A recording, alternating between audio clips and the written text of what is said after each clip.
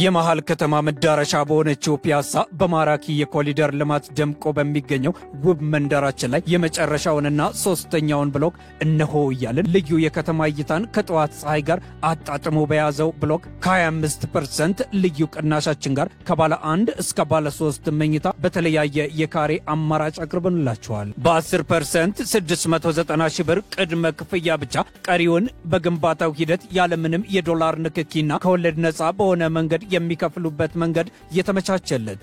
ምን ይሄ ብቻ! እዛው ፒያሳ አድዋ ሚውዚየም ፊት ለፊት G+5 የገበያ ማዕከል በ3.9 ሚሊዮን ሙሉ ክፍያ እና በ900 ሺህ ብር ቅድመ ክፍያ የግሎት ያድርጉ። ጥራትና እምነት መገለጫው የሆነው ቴምር ሪል ስቴት ደንበኞቻችን ምስክሩ ናቸው። ለበለጠ መረጃና ለቢሮ ቀጠሮ ከታች ባለው ስልክ ይደውሉ። ታሪክ ተራኪዎቹ ብሔርተኞች የብሔረሰብ ብሔርተኞች የጨነገፈው ህልማቸው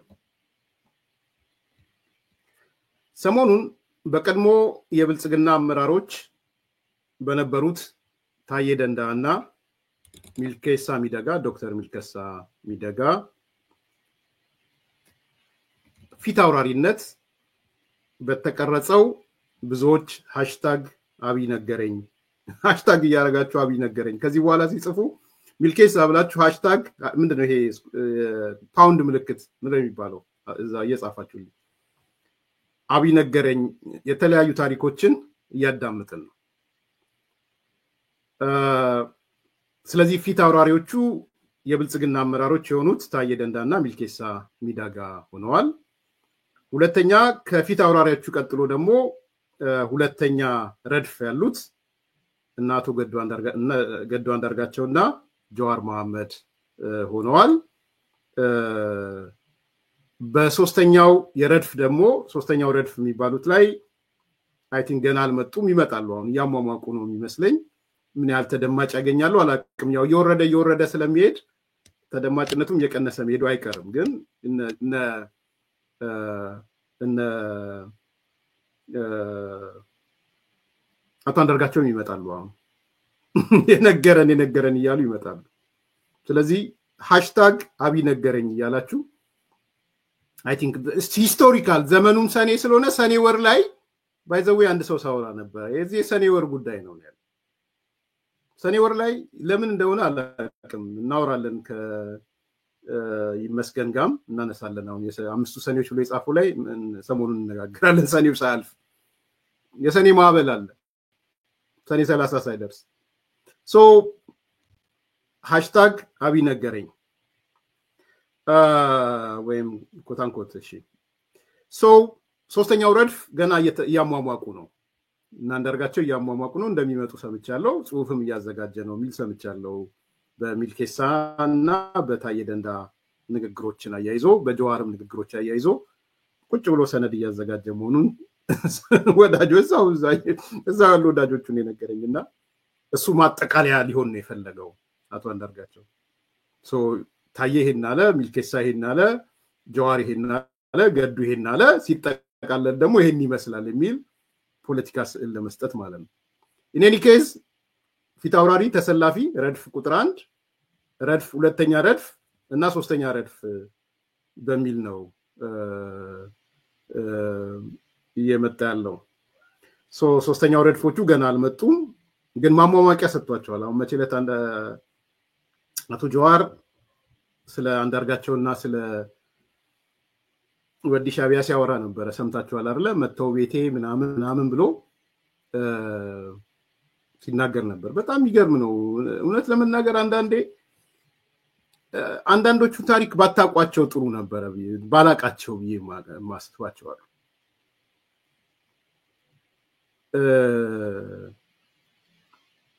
የዛሬ 3 ዓመት እኔ ነግሬያቸዋለሁ። ያው ሚቴዎ 360 ላይ ያለው እኔ ነገርኳችሁ። እንጃ ይገኛል ብዬ አስባለሁ። አሁን ዛሬ አቶ ጀዋር የሐሳብ ገበታ ላይ ሄዶ ስለና አንዳርጋቸውና ስለ ወዲ ሻቢያ ምለው እዚህ ቨርጂኒያ ስለሚኖረው ሰው የተናገረው ነገር ገልብጦ ነው የተናገረው። በነገራችን ገልብጦ ዛሬ አንዳርጋቸው እውነት ነው ብሎ እንደሚመጣ አውቃለሁ። እኔ ግን ሲመጣ አንዳርጋቸው ጀዋርን የምታገኙት ጠይቁት እኔ የዛሬ 3 ዓመት የተናገርኩት ነው ታሪኩን አሳጥሬ ነግራችኋል አሁን አቶ ጀዋር ምን አለን ያሳብ ገበታ ላይ ሄዶ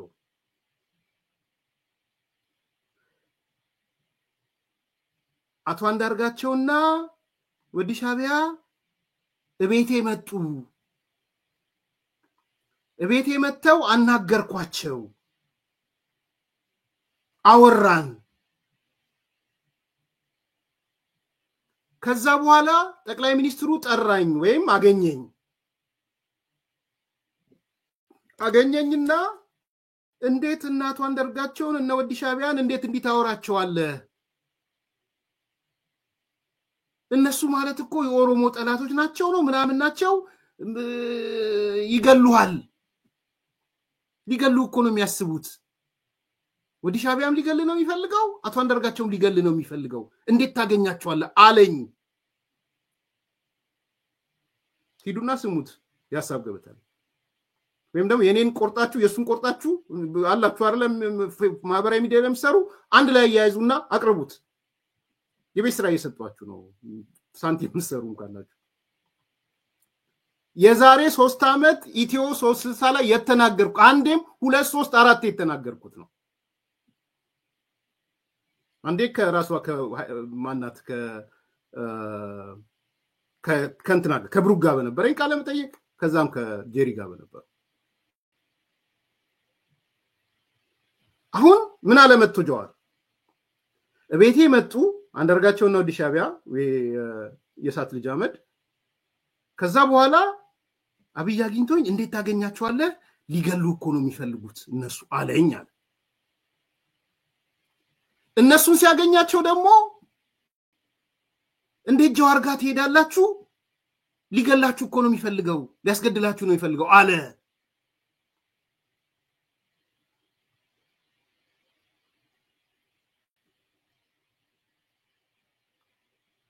ተመልከቱ ይሄንን ፕሩፍ ሊያረግ ይመጣል አሁን አንዳርጋቸው እኔ ግን ከወዲሁ ቅርቃር አስቀምጬ ሄዳለሁ ይሄን ታሪክ ስለማቀው ማለት ነው የዛን ሰሞን ታሪኩ ዋጭሩ የዛ ሰሞን አቶ ጀዋር 2 መንግስት የነበረበት ሰዓት ይሄ 2 መንግስት በጣም የሚፈራ ደረጃ ደርሶ ነበር በጣም የሚያስፈራ ያለው ሁሉ የሚፈጸምለት ችካል ሊቸከል ሲል ዓለምፀሐይ ወዳጆ ሄዳ ችካል ሊቸከል ሲል ችካል የሚያስነሳ ደሃዎች ገንዘብ ቆጥበው ኮንዶሚኒየም ሊደርሳቸው ሲል ከኮንዶሚኒየም ያባረረ ድሬዳዋ ሐረር ሄዶ ውሃ ይቋረጥባቸዋል 5 ሚሊዮን አምጡ ብሎ 5 ሚሊዮን የተቀበለ ውሃ የህዝብ ውሃ ካለማያ ለሚሄደው ውሃ አቋርጥቦቻለሁ ብሎ ብር የተቀበለ ሲዳማ መጥቶ እኔ ነኝ ፒያራችሁ ብሎ ብር የተቀበለ ሲዳማና ወላይታ የደረሱበትን ጭፍጭፍ የምታውቁት ነው በቃ የማይደፈር ሰው ሆኖ ነበር ጀዋር የማይደፈር የማይነካ የሃይማኖት አባቶች ሁሉ ሄደው የሚለምኑት ቄስ ምናምንን ጨምሮ እኚ የፕሮቴስታንቱ ሰውዬ ያርሲኖ የምናምን ሰውዬ ፕሮቴስታንቱ የቃለ የሙሉ ወንጌል ሄደው ቤቱ ሄደው የሚነጠፉለት ፕሮግራም ቀጠሮ ያስተብሎ ሰዎች ላይን አፕ ተደርገው የሚያዝለት ሰው ምናልባትም ከጠቅላይ ሚኒስትሩ በላይ የገዘፈ ቁመና የተፈጠረለት ሁለተኛው መንግስት ሳይሆን አንደኛው መንግስት በሚመስል መልኩ ሶማሌ ክልል ሄዶ ገንዘብ የሚቀበል እኔ ሾርት ሜሞሪ አይደለም እናንተ የራሳችሁ ጉዳይ ነው አንዳንዶቻችሁ እውነታው ግን ያኔ ነበረው በግድም በውድም አዲስ አበባ ምትሆነው እንተያያለን ምን እንደምናረግ እናያችሳያችኋለን ያለ የአዲስ አበባን ህዝብ እንደ ህዝብ ያስፈራራ ማለት ነው እንደ ህዝብ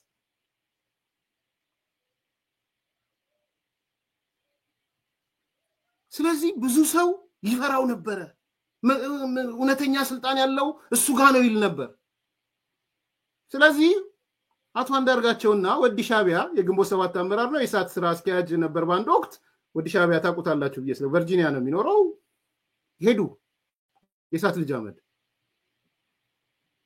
ቀጠሮ አስይዘው ሄዱ ልናናገር እንፈልጋለን ቢኮዝ ፈላጭ ቆራጭ እሱ ሆኗል የዛኔ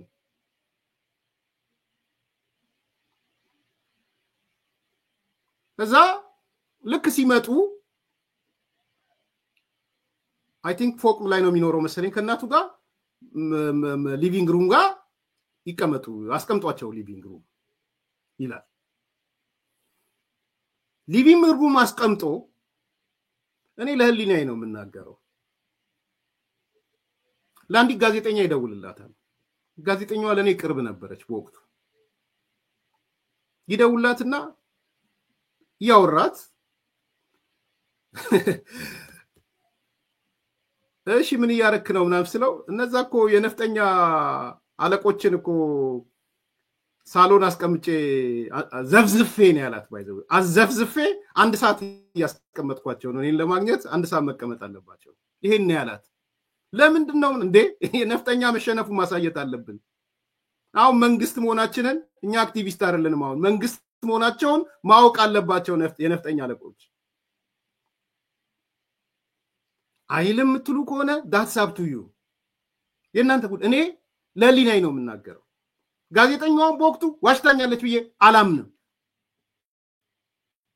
because በወቅቱ ለሱም ቅርብ ስለነበር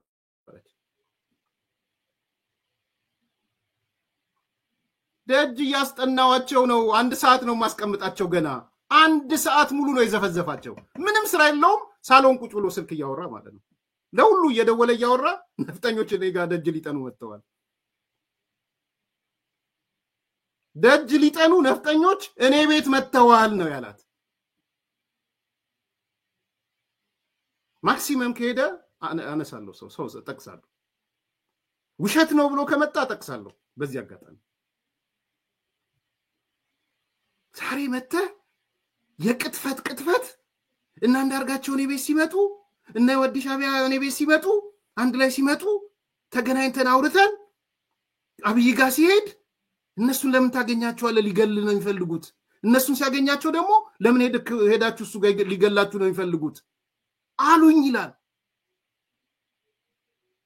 እሱ ግን ያደረገው ፎቅ ላይ ቁጭ ብሎ ስልክ እያወራ እየሳቀ ነፍጠኞችን ደጅ ያስጠናናቸው ነው ተንበርክከውልናለኛ ደሞም ተንበርክከዋል እውነት ነው ተንበርክከዋል በነገራችን ቢገልጸው ጥሩ የሚሆነው አንበርክከያቸዋለሁ ልካቸውን አሳይቻቸዋለሁ ሊለምኑኝ ቤት ድረስ መጥተዋል ጌታዬ ብለው ማመልከቻ ይዘው መጥተዋል ቢል እውነት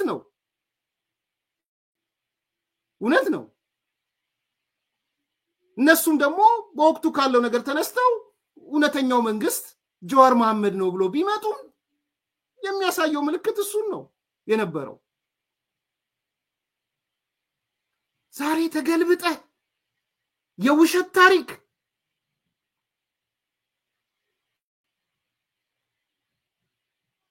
ሪያሊቲውን እናንተ ታዘብ በወቅቱ ከነበረው የጀዋር አመለካከት የጀዋር አነጋገር የጀዋር አስተሳሰብ አክቲቪስትነትን ትተናል መንግስት ሆነናል እኔ ኢቭን ታማኝንም ምናም ማግኘት አልፈልግም እነሱ አክቲቪስት ናቸው እኛ ግን አሁን መንግስት እንዴት ይስተካከል የመንግስት ስራ ላይ ነን ያለ ሰው ነው ይሄን ምትክዱ ካላችሁ መብታችሁ ነው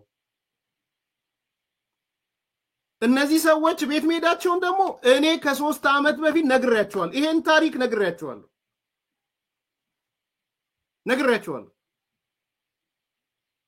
ጀዋር ቤት ሄደው አንዳርጋቸውና ከቨርጂኒያ ሄደው ዳቦ ቤት ሊሰራ ብሎ ዳቦ ቤቱ የተቀማበት ወዲ ሻዕቢያ አንዳንዶች ሳት ልጅ አህመድ የሚሉት አብረው ሄዱ ከሄዱ በኋላ እሱ ሊቪንግ ሩም አስቀምጧቸው ፎቅ ላይ ቁጭ ብሎ ለአራት ለአምስት ሰው ስልክ እየደወለ ነፍጠኛ ደጅ እየጠናኝ ነው ቤቴ መጥቶ አለ ገና አስጠናቸዋለሁ ደጅ ይጠናሉ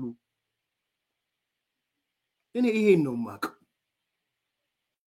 ይሄ ነው እውነቱ ዛሬ መተው እውነት ነው ጀዋውን አንዳርጋቸው የሚመጣና ጀዋር እኮ ያለው እውነቱን ነው ለኛም ጀዋር ይገላቸዋል ብሎን ነበር ይለናል አሁን እንዴት እንደሚመጋገቡ ተመልከቱ እኛ ደግሞ እውነቱን እናወጣለን የሚያምን ይመን ማምን የራሱ ጉዳይ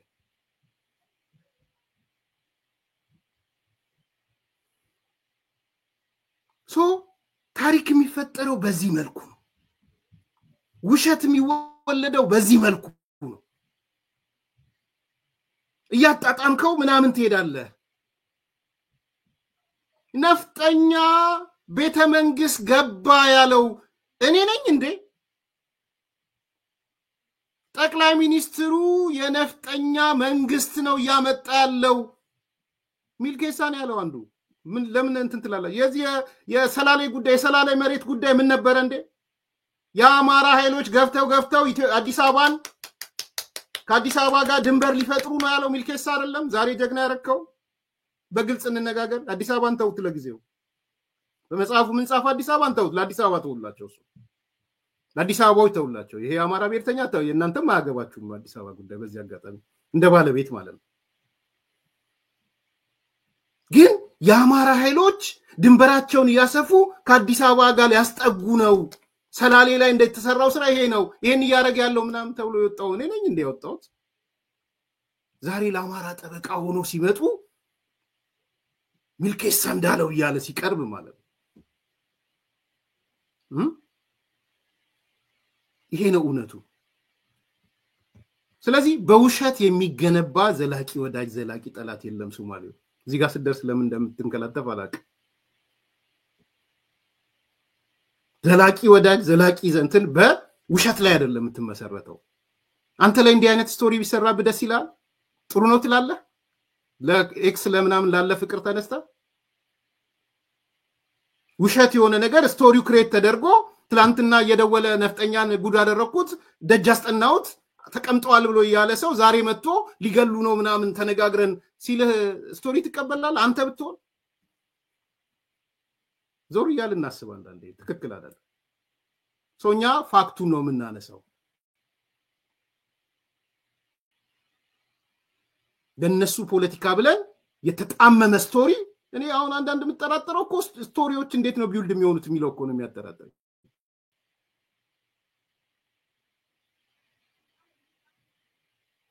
ምንድነው ልክነሽ የሚኒሊክ ቤተመንግስት ታደሰ። ዛሬ የምናየው ሚኒሊክን ነው።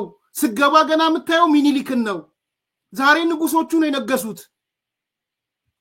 ይሄ አይደል እንዴ እውነቱ? ይሄ አይደል እንዴ የተነገረው? የተቀለበሰው ታሪክ የሚል መጽሐፍ ሂዱና አንብቡት። ነፍጠኛ ተመልሶ ነገሰ፣ አማራው ተመልሶ ነገሰብን። ነፍጠኛ መጥቶ መንግስት ሆነ አይደለም እንዴ ወሬው? ይሄ አይደለም እንዴ እነ ጀዋር ቅስቀሳ? ይሄ አይደለም የነ ሚልኬሳ ቅስቀሳ? ዛሬ የአማራ ተቆርቋሪ ሆኖ ሲመጡ ብራቮ የአማራ ተቆርቋሪዎች ልበላቸው። እኔ አንተ ራስን ፖለቲካ ተጫወት፣ መብት ነው። ነገ ተገልብጠው የሚጫወቱንም ተጫወት። ግን በወቅቱ ይሄ ነው የነበረው። ግን ምስኪን አለ የአማራ ምሁርና ልሂቅ ምናምን ምንም በቃ በፈሰሰበት የሚፈሱ ስላለ ዳይኖ እነሱ ደግሞ አሁን ገብቷቸዋል እንዴት ትዊስት ማድረግ እንዳለባቸው፣ እንዴት መገለባበጥ እንዳለባቸው አውቀውታል። ዛት ሷይ ይሄን እየሰሩ ያሉት እንጂ ቤተመንግስቱ የሚኒሊክ ቤተመንግስት ሆነ። ህይወት ዘርቶ አየነው ቤተመንግስቱስ ሚኒሊክን። ገና ስገባ እኮ ሚኒሊክን ነው የምታየው። ይሄ አይደል እንዴ ስብከቱ?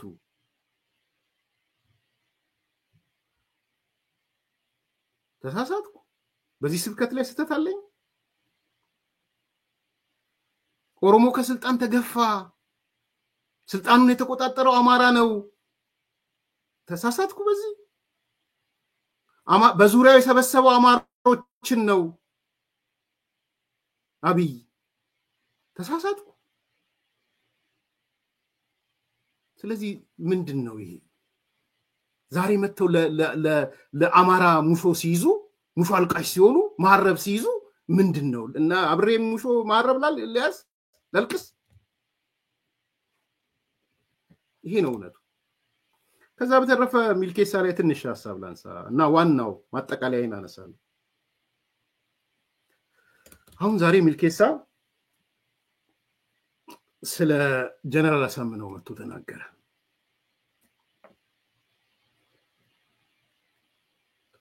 ፍርዱን ለእናንተ ነው የምተወው። በዚህ አጋጣሚ አሁን ዲቴል አልገባም ስለ ጀነራል አሳምነው ምናልባት የሰኔ ወርም ስለሆነ ጀነራል አሳምነው ከሀ እስከ ፐ የተመለመለውም ሴራ የጠነሰሰውም ከዶክተር አብይ አህመድና ከደመቀ መኮንን ጋር ነው ብሎ ነው ኮንክሉድ ያደረገው። በነገራችን ላይ እኔ ዛሬ ገባኝ እሱ ነው። አንዳንዶች ሄደው የሚናዘዙበት ሚዲያ ምናምን እሱ ለጊዜ ልቶ የሚናዘዙበት ሚዲያ እኔ ሚዲያዎቹ ልክ ናቸው ብዬ ነው። የትግራይ ብሔርተኞች ናቸው፣ ትክክል ናቸው። ማናዘዝም ልክ ናቸው። እንኳንም ማናዘዙ አይ ኖ ብዙ ሰው የጠየቀኝ እንዴት እንደዛ የሚናዘዙበት ቦታ ሲሉኝ ኖ የመናዘዝ ጉዳይ አይደለም። ባይዘው ስቶክሆልም ሲንድረም ነው። እነ ሚልኬሳ ጋር ያለው እነ ጀዋር ጋር ያለው ሌሎቹ እነዚህ ሌሎቹም ጋር ያለው የስቶክሆልም ሲንድረም ነው። እነሱ ህወሓትን ጠቅላይ ሚኒስትሩ ይፈራል አሉ እንጂ ከነ ሚልኬሳ በላይ አንዱ የገባኝ ነገር በነገራችን ላይ ከነ ሚልኬሳ በላይ ከነ ታዬ ደንዳ በላይ ከነ ጀዋር በላይ ህወሓትን የሚፈራ የለም። አሁን አንዱ ኮንክሉድ ያደረኩት እሱን ነው። ኮንክሉዥኖች ላይ በኋላ አመጣለሁ ብዬ ነበር። አይ ዶንት ኖ ከኮንክሉዥን የተነስቼ ልቀጥል። ሁለት ሶስት ኮንክሉዥኖች አሉ አጠቃላይ። አንደኛው ኮንክሉዥን ኦኬ እሱን ብዬ ወደ ስቶሪው ሄዳለሁ። አንደኛው ኮንክሉዥን እኔ በቃ ሳመራይዝ ዳርግ ብሉኝ። አንደኛው ኮንክሉዥን አብይ አሸንፏቸዋል፣ አውት ስማርት አድርጓቸዋል። በነገራችን ላይ በሙሉ በዝረራ ነው ያሸነፋቸው። በቃ እንዳይነሱ አድርጎ ነው ያሸነፋቸው ጠቅላይ ሚኒስትሩ። የምትቀበሉ ተቀበሉ፣ ማትቀበሉ ተውት። እኔ ዛሬ ማርሌን በፊት ተናግሬዋለሁ። በዝረራ አውት ስማርት አድርጎ እንዳይነሱ አድርጎ ነው የቀበራቸው። በነገራችን ላይ so this is number one conclusion። ከኮንክሉዥን በመነሳት ይቅርታ ጠይቃለሁ፣ ግን ከሱ ስቶሪውን ዘረዝረዋለሁ። ዩዥዋሊ አልተለመደም እንደዚህ። so ሁሉም መጥቶ በዚህም በዛም አብይ የሚሉት ስላሸነፋቸው ነው። አውት ስማርት ስላደረጋቸው ክርክ ነበር አለ። ታስታውሳላችሁ? ስማርት ነው አይደለም የሚለው ላይ I think አሁን የሚቀበሉ ይመስለኛል። ስማርት አይደለም ብለው እኛን የተከራከሩን ሰዎች ጠቅላላ ሰብስቦ ነው ያሸነፋቸው። በመጥፎ መንገድ ነው ያሸነፋቸው፣ በጥሩ መንገድ ነው ያሸነፋቸው ምናምን እሱ ሌላ ጉዳይ ነው። እዛ ውስጥ አልገባውም። ምን ያው በውጤት ነው ያን ውጤቱን ሳየው ግን የአብይ አሸናፊነትን አረጋግጦልኛል። ጎርዶ እርባና ቢስ አድርጓቸው የማህበራዊ ድረገጽ ተንከራታች ነው ያደረጋቸው። ይሄ አንዱ ኮንክሉዥን ነው። በነገራችን ለምን ግለሰባዊ አይደለም። ሁለተኛው ኮንክሉዥን ጋር ገባ ነው። እነዚህ ሰዎች አውት ስማርት የሆኑት መዋቅራዊ በሆነ መንገድ ነው። አውት ስማርት የሆኑት structural is not about Taye Denda, is not about Milkesa, is not about Jawar ገዱ አንዳርጋቸው። ስትራክቸራል የሆነ ሽንፈት ነው ያጋጠማቸው። በነገራችን መዋቅራዊ ሽንፈት ነው ያጋጠማቸው። የብሔር ፖለቲካው ነው የተሸነፈው፣ የዘር ፖለቲካው ነው የተሸነፈው። በኋላ ተሰማላችሁ ቪዲዮ ላይ የዘር ፖለቲካው ተሸነፈ። so it's not about Milkesa, Jawar, ገዱ አንዳርጋቸው ወይም ደግሞ የታሰረው ታዬ ደንዳ ነው። መዋቅራዊ ሽንፈት ነው የተሸነፉት። it's not about TPLF too። TPLF በለው፣ ኦላ በለው፣ ፋኖ በለው፣ ገዱ በለው፣ ሚልኬሳ በለው፣ ታዬ በለው፣ ጀዋር በለው መዋቅራዊ ስትራክቸራል የሆነ የሽንፈት ነው ያጋጠማቸው። የብሔር ፖለቲካ ተሸንፏል። ለዚህ ነው ሁለተኛው ኮንክሉዥን እሱ ነው።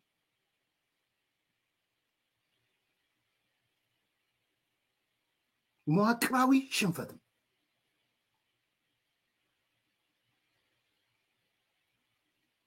ከዚህ በኋላ ላያገግሙ በሚችሉበት መንገድ ኢትዮጵያ ትፈርስ ይሆናል እንጂ የዘር ፖለቲካ በማይጦዝበት መንገድ እየመጣ ነው። ከነሱ ከመጡ ኢትዮጵያ ትፈርሳለች በእርግጠኝነት ነው። ወደ ብሔር ፖለቲካ እንመለስ የሚሉ ከሆነ አለቀ ደቀቀ እያልኳቸው አይደለም። መዋቅራዊ ሽንፈት ተሸንፏል ማለት የለም እያልኳቸው አይደለም። ሽንፈቱ ስትራክቸራል ነው። ጢባጢቤዎች የሉም ነጠብጣቦች የሉም እያልኳል። ብልጽግና ውስጥም አሉ። የዘር ፖለቲካ የሚፈልጉ አሉ። የሉም እያልኩ አይደለም። መዋቅራዊ መንግስታዊ ሽንፈት ግን ተሸንፈዋል። ተሰሙታላችሁ ሚልኬሳን። አትናደዱ፣ አይዞ ከማል አትናደድ። እዚህ ቁጭ ብለም አትናደድ። በ25 50 25 አባረርያለሁ። ይሄን መዋቅራዊ ሽንፈት መቋቋም አቃታቸው። አንደኛ አውትስማርት አደረጋቸው። ከአውትስማርት ቀጥሎ የሚፈልገው ነገር በግለሰብ ደረጃ ሳይሆን በመዋቅር አሸነፋቸው። የዘር ፖለቲካ የኢትዮጵያ የፖለቲካ ስሪት እንዳይሆን የመንግስታዊ መመሪያ እንዳይሆን የዘር ፖለቲካ ነው ያለው። ኢዝ ኖት አባውት ህብረ ብሔራዊነት ኤትኒክ መልቲናሽናሊዝም ምናምን አላልኩም። እሱ እንደዛ እንዳታደባልቁት። የዘር ፖለቲካ ነው ያልኳችሁ።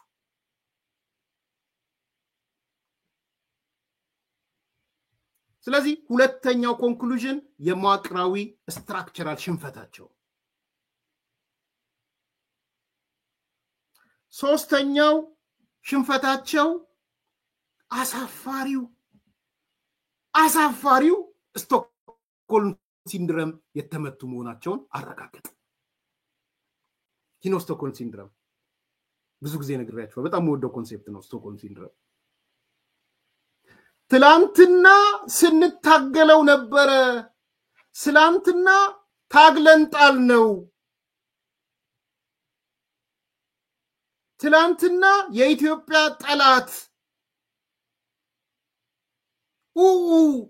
ኢሬቻ ላይ 500 ጨፈጨፈብን፣ እንዲህ ቦታ ጨፈጨፈብን፣ ይሄን አደረገብን፣ ወልቃይትን ወሰደብን፣ ራያን ወሰደብን፣ እንዲህ ያደረገብን፣ አማራና ኦሮሞን አጣላ።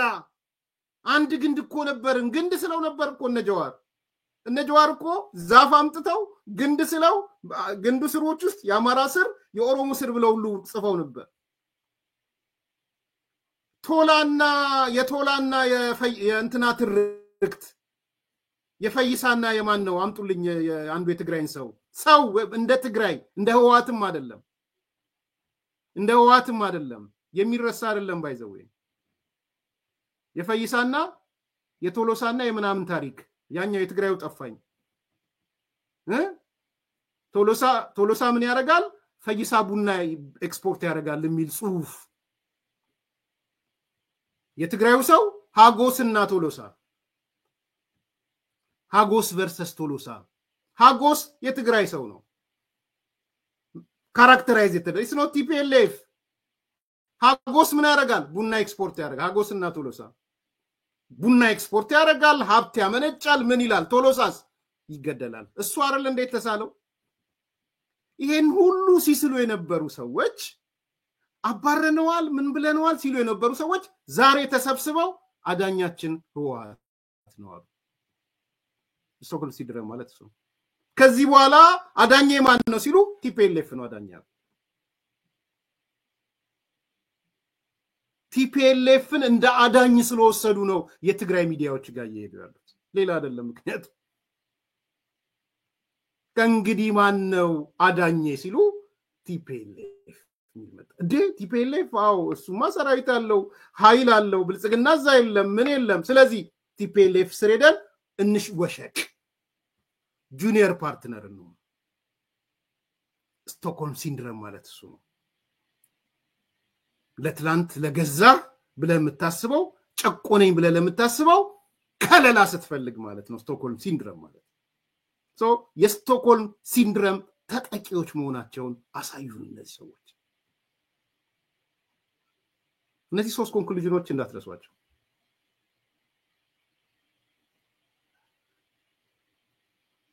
ነምበር 1 አብይ አውትስማርት አድርጎ በዝረራ አሸንፏቸው ከጨዋታው ወጥቷቸዋል። ነምበር 1 ነምበር 2 ሽንፈታቸው ግለሰባዊ ሳይሆን መዋቅራዊ ነው። ነምበር 3 የተሸሸጉት ስቶክሆልም ሲንድሮም ተጠቂዎች መሆናቸውን ያየን። እነዚህ 3 ነገሮች ወሳኝ ናቸው። ለዚህ ነው ቅድም ነበር ርዕሱ ያልኳችሁ። ምን ነበር ርዕሳችን? የታሪክ ተራኪዎች ብሔርተኝነት የጨነገፈው ህልም ያልኳችሁ ለዛ ነው። ህልማቸውን ያጨነገፈው ዛሬ የሚነግሩን እሱ ነው። ዛሬ ሚልኬሳ መጥቶ የሚነግረን ሌላ እንዳይመስላችሁ፣ እሱ እንደሚነግረን የብሔር ፖለቲካ ቀረብን፣ እኔ የብሔር ፖለቲካን ኦህዴድ እንዲፈርስ አልፈልግም ነበር ምናምን ይላችኋል። ዛሬ ሚልኬሳ መጥቶ ስሙት።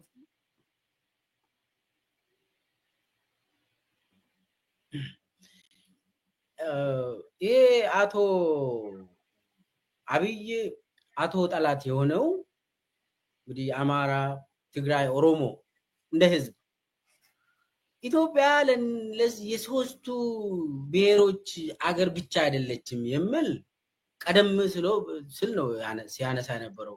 በተለይ ኢህአዴግ ይፈርስ በተባለበት ጊዜ ኢህአዴግ ላይ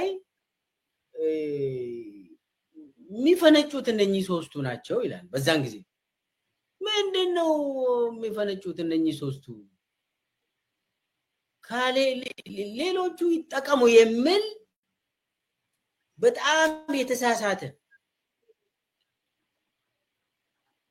እንትን ያው የኢህአዴግ መዋቅርም ችግር አለበት። በዛን ጊዜ የኢህአዴግ መዋቅር እነኚህ ሶስቱን ክልሎችና የደቡብ ክልል የሚባል ይዞ ነው አገሪቷን የሚያስተዳድረው ኢህአዴግ። ሌሎቹ አጋር ድርጅት ብለው ከኢህአዴግ እንዲርቁ ቢያንስ ጠቅላይ ሚኒስቴር ለመሆን ኢህአዴግ አባል ፓርቲ መሆን አለበት። ከዛ በኋላ ኢህአዴግ ሰብሳቢ ስትሆን ነው ጠቅላይ ሚኒስቴር የምትሆነው። ያንን ሲገልጽ አብይ ኢህአዴግ ሌሎቹን ሶማሌን፣ አፋርን፣ ሌሎቹን ቤንሻንጉል ጉሙዝ፣ ጋምቤላ እነኚህን በቃ ዜግነታቸውን ከልክሎ ነው እንደዚህ የሚያደርገው ስል ሎጂካል ነው። ባይዘው ሎጂካል ነው፣ ግን ደግሞ አሻጥር አለበት። እንደዚህ ስትል አቶ ብለ ማንቋሸሽ የለብህም። እነሱን አምጥተ የተረሱ ከተባለ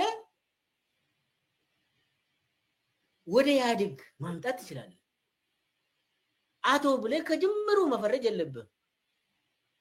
እነኚህ ናቸው ኢትዮጵያዊነትን ያፈረሱ ብሎ ነው የሚያወራኩ ባይዘው አቶ የብሔር ማንነትም አብጦ ኢትዮጵያዊነትን በለጠ ብሎ በጥናት ምናምን ብሎ ያቀረቡት ውስጥ አለ እኮ። የብሔር ማንነት የማን ነው ብሎ ሲጠየቁ የአቶዎች ይላል። የአማራ ብሔር ማንነት፣ የኦሮሞ ብሔር ማንነት፣ የአማራ ብሔር የትግራይ ብሔር ማንነት ከኢትዮጵያዊነት ጋር አይሄድም ብሎ በጥናት ነው ያቀረቡት። ብልጽግና ስመሰረት ጸረ አማራ፣ ጸረ ኦሮሞ፣ ጸረ ትግራይ ሆኖ ነው የተመሰረተው። እንደዛ ብለህ ስታስብ ባይዘው ሌሎቹም አጣምጡት። በዛው የአቶ ፖለቲካ ማለት አቶ ማለት አማራ፣ ትግራይ፣ ኦሮሞ ማለት ነው።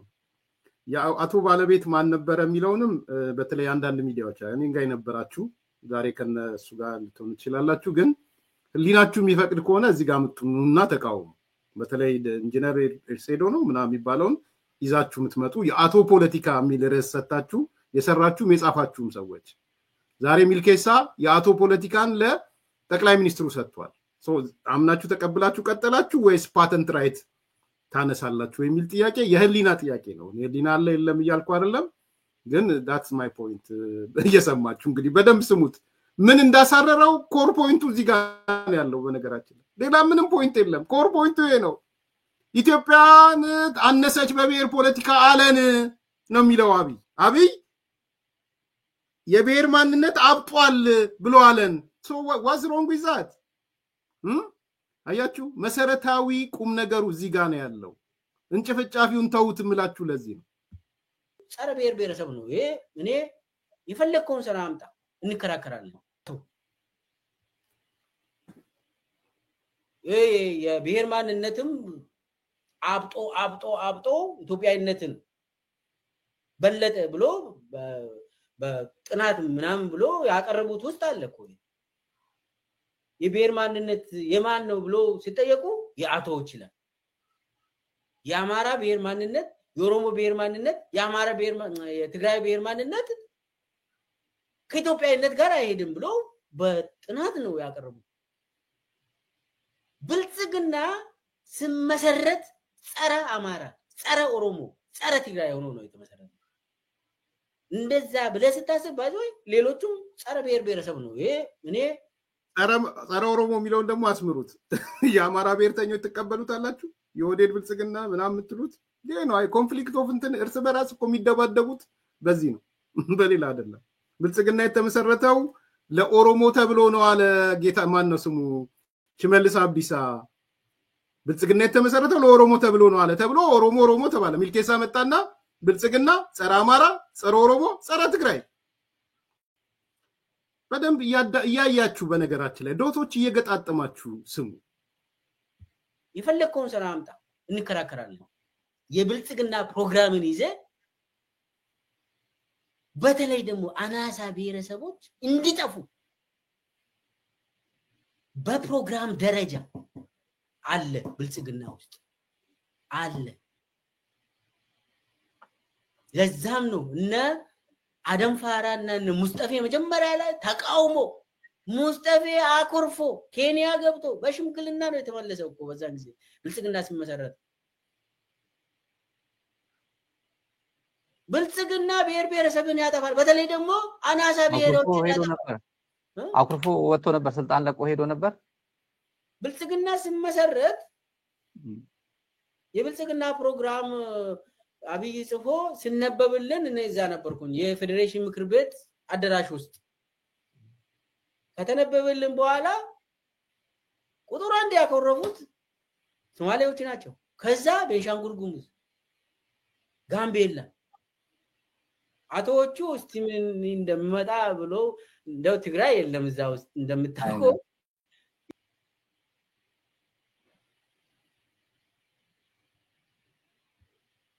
ሰማችሁታል የመጨረሻዋን ስሟት አያችሁ አይደል ምንድን የተፈጠረ ምን እንዳጣላቸው ገባችሁ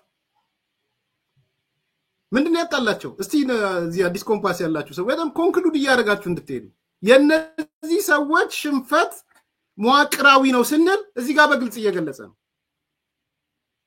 በግልጽ ነው እየነገረን ያለው በነገራችን ላይ እኔም ሰምቻለሁ የሶማሌ የናደም ፋራ እና ሙስጠፌ ምናምን ተዚላችሁ ከሆነ አንድ ክርክር ነበር በደም ማጣራት የሚገባኝ በወቅቱ የነበረ ክርክር ምንድነው ሶማሌዎቹ ተቃውሞ የሚባለው የኢትዮጵያ ብልጽግና ተብሎ ነበር የተጻፈው በሶማሌዎች ሳይድ የኢትዮጵያ የሚል ቃል ለምን ይመጣል ኢትዮጵያ የሚለው ቃል ይውጣ የሚል ከፍተኛ እንትን ቅሬታ አስነስተው እንደነበረ ሰምቻለሁ አዝናለሁ ዛሬ በዛ ደረጃ ያስባሉ አያስብም አላቅ ኢሹ የኢትዮጵያ ብልጽግና የብሔር ፖለቲካ ይመለስ የሚል ነው የነበረው ዋስትና አይነት ነገር ማለት ነው የኢትዮጵያ ብልጽግና ይባል አይባል ብልጽግና ብቻውን ስሙ ይጠቀስ አይጠቀስ ሶማሌ ክልል ላይ ልዩነት ሐሳቦች እንደተነሱ ያኔ ምንድነው እነሱ የኢትዮጵያ ሶማሌ የሚባለውም ነገር ስለነበረ ታስታውሱ ከሆነ የኢትዮጵያ ሶማሌ ክልል ነው ምናምን ነበር የሚባለው ኢትዮጵያ የሚለው ሰርዘዋል ዋይኛ የተለየ የኢትዮጵያ ሶማሌ ለምን እንባላለን የኦሮሞ ኬንያ የኦሮሞ ኢትዮጵያ አለ አይደል ወይ የአፋር ጅቡቲ የአፋር ኤርትራ የአፋር ኢትዮጵያ አለ አይደል ወይ ስለዚህ የአፋር ኤርትራ ተብሎ ወይም የአፋር ኢትዮጵያ ተብሎ ለምን ክልል አልተመሰረተም እኛ ጋር ሲደርስ ለምንድን ነው የኢትዮጵያ ሶማሌ የሚባለው የሚል ሐሳብ እንዳላቸው ተነስቶ ሰረዙት which is fine and for the purpose of the public interest ከሆነ ችግር የለውም ፌርም ካልሆነ አሁን እዚህ ጋር እንግዲህ የኢትዮጵያ ብልጽግና ከተባለ ለምን የሚል ጥያቄ ከዛ ጋር ተያይዞ ሊነሳ ይችላል። ከዛ በተረፈ ግን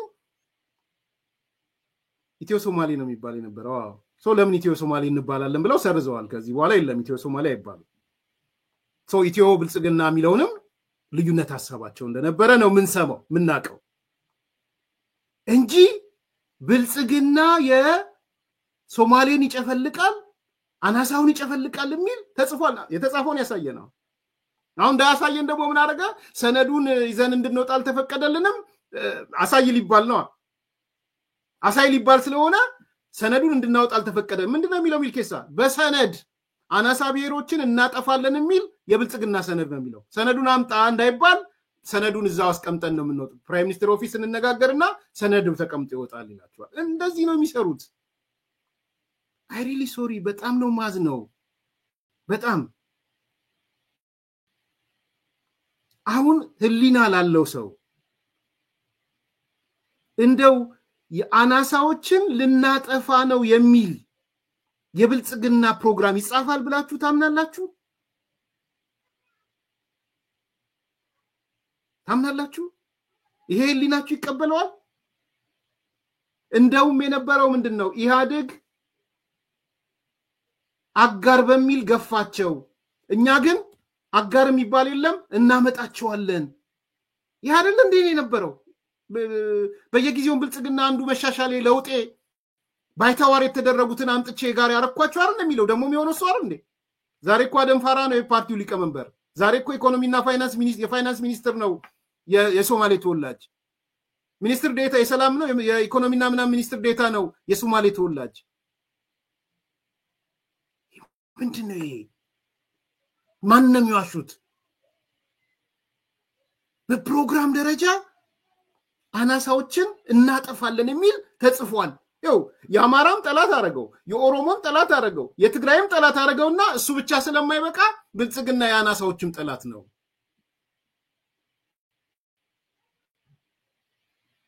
ይሄን ደግሞ በምን ጽፏል አለ? በፕሮግራም ጽፎታል አለ። አምጣ ፕሮግራሙ እንዳይባል ሚልኬሳ ፕሮግራሙን እዛው እናነባለን አስቀምጠን እንወጣለን።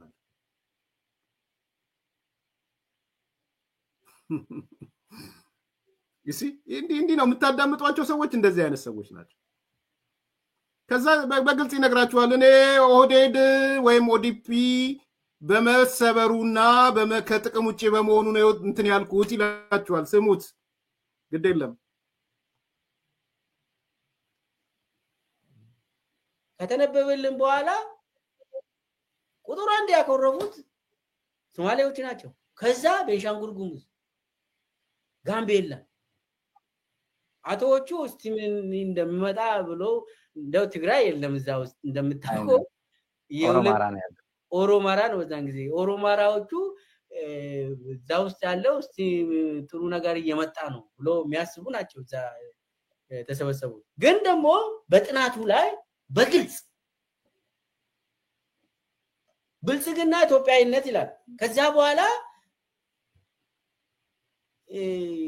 ኢትዮጵያን የሚያፈርሰው አማራነት ነው ይላል፣ ኦሮሞነት ነው ይላል። ከዛ ደግሞ ሲያሳምኑን በግል ደግሞ መጥተው የሚነግሩን ብልጽግና እኮ ምን መሰረተው ያው ህዋትቶ ገብቷል።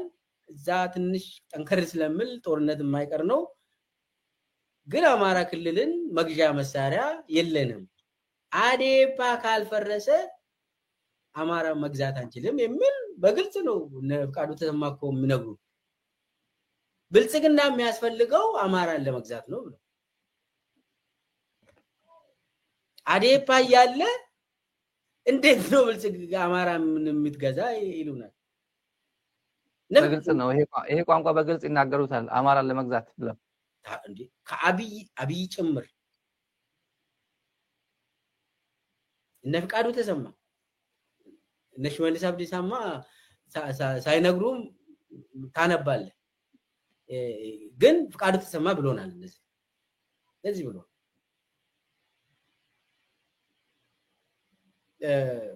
አዴፓ ያለ ራሱ እዛ እየተሾመ ራሱ መዋቅር እየሾመ ባርላ ላይ የተቀመጠ ፓርቲ ኦቶኖመስ ሆኖ የፈለገውን ሰው የመደበ እንደዚህ ምን ኢትዮጵያ ምን ጋር ነው የምትገዛው ይላል ብሎ ነገር ስለዚህ እናንተ አታቁም የዋዎች ወይ ደግሞ አንደንዴ ሞኝ ናችሁ ይሉናል እኔ በበኩሌ ኦዲፒ አይፈርስም ብዬ ነው የተቃወምኩት አለቀ ለኢትዮጵያ የሚያስፈልገው ዲሴንትራላይዝድ ፓርቲ እኔ በበኩሌ ስሙት እኔ በበኩሌ ከምትለው ጀምሮ ስሙት ኮር ፖይንቱ አዛጋን ያለችው ኦዲፒ አይፈርስም ብዬ ነው የተቃወምኩት ለኢትዮጵያ የሚያስፈልገው ዲሴንትራላይዝድ ፓርቲ ነው ይሄ ነው አሁንም አቋም ይበቃ አያችሁ ኮር ፖይንቱን አገኛችሁት የነዚህ ሰዎች ኮር ፖይንት የቱ ጋር እንደሆነ ገባችሁ እኔ በበኩሌ የኦሮሞ ዴሞክራሲያዊ ድርጅት መፍረስ አልነበረበትም ብዬ ነው ማስበው ስለፈረሰ ነው ተውት ይሄ ሌላ በሚልኬሳ እኔሱ እንደዛ አይነት ነገር መግዛት ስለማልወድ ነው ከተናገረው ነገር ኮር ፖይንቱ ግን ይሄ ነው በቃ ሌላ ምንም አያስፈልግም ለምን የብሔር ፖለቲካ ፈረሰ ነው ስትራክቸራል ሽንፈት ነው ያልኳችሁ ለዛ ነው 48 laws of power ስትለገው ሩል 16 ነው ሩል 50 ነው አይደል destroy your enemy destroy ታደርገው ደግሞ ቶታሊ ዲስትሮይ አድርጎ የሚለው ይሄ ነው ስትራክቸራል ዲስትሮይ ነው ያደርጋቸው እኔ በበኩሌ ኦዲፒ እንዲፈርስ አልፈልግም ነበር የኦሮሞ ድርጅት እንዲፈርስ አልፈልግም ነበር እውነቱን ነው አይፈልግም ነበር እኔ እፈልጋለሁ እኔ ስለኔ ስለማላወራ አብይ ግን ይፈልግ ነበር አፈረሰው ብዙዎች ይፈልጉ ነበር ብዙ የለውጥ ኃይሎች ይፈልጉ ነበር ለውጥ ነው የሚሉ ሰዎች ብዙዎች ይፈልጉ ነበር ኦኬ አፈረጣት መተውለቷል ይሄ ነው መዋቅራዊ ሽንፈት ማለት ወንድሞች እህቶች መዋቅራዊ ሽንፈት ሌላ አይደለም ይሄ ነው ስትራክቸራል የተሸነፉት በዚህ ነው የቲክተቱት ይሄን ነጆዋር ጆዋር እንኳን እጥፋለናውን ከብሔር ፖለቲካ ወጥቶ የኢኮኖሚ ጉዳይ ያደረገው ዝም ብሎ አይደለም የኢኮኖሚ ጉዳይ ያደረገው እሱም ትላንት አንስቼላችኋል ብራቮ አሪፍ ነው እጥፋለና የምን ከዚህ በኋላ የብሔር ፖለቲካ አዋጣም ያለኛ አማራጭ ኢኮኖሚ ነው ስለዚህ ዳቦ ብደና እንጀራ 50% ገሪቷን ያፈርሳታል ካልተመለሰ 30% ጠቅላይ ሚኒስትሩ ስለዚህ 80% ብደናና ጠቅላይ ሚኒስትሩ ናቸው ብሎ እጥፍ ማሞኛ ለብሔር ፖለቲካ ላይ ሚንዛዛው በኦሮምኛም እንዳወራ አላውቅም ኢኮኖሚ እንዳወራ ሰምቻለሁ እነዚህ ግን መሰረታዊ ጸዋቸው የብሔር ፖለቲካው ለምን ቀረ ነው ከአቶ ለማን ጨምሮ ወቅቱ ነው ወቅቱ አይደለም ምናም ይከራከራሉ እንጂ በውስጣቸው ለምን የብሔር ፖለቲካ ቀረ ነው ቁልፉ ፖይንት እሱ ነው እንድትገነዘቡ የምፈልገው ይሄንን ነው ነገሮችን ስትመለከቱ ሌሎቹ ነገሮች በሙሉ ማባያ ናቸው ማጣፈጫዎች ናቸው የነዚህ ሰዎች መዋቅራዊ ሽንፈት የብሔር ፖለቲካ ለምን ቀረ ብለው መሸነፋቸው ዛሬም ህልማቸው ቅዠታቸው ያንን የብሔር ፖለቲካ ለማምጣት ነው ስቶክሆልም ሲንድሮም ያዛቸው አንጠልጥሎ ያመጣናል ቲፒኤልኤፍ አዲስ አበባ ያደርሰናል ነው እሱ ነው ሌላ አይደለም ለጆዋር ሁኔታ ስንመጣ እሱ እንዲህ የሚያደርገው አሁን ይሄን ኢቨንት ታየ ልከበብ ነው ተከብብ ያለው ያለዋል ይወጣም የተለያየ የሚያወራቸው ነገሮች አሉ እነሱ አሁን ብሰውበታል ዋይ ናው ንበላው ለምንድን ነው ይባስበት እሱ አሁን ሪቴት እየሆነ ያለው ለምንድን ነው የፓርቲው ውህደት የኢህአዴግ ፓርቲው ውህደት አስደንግጦታል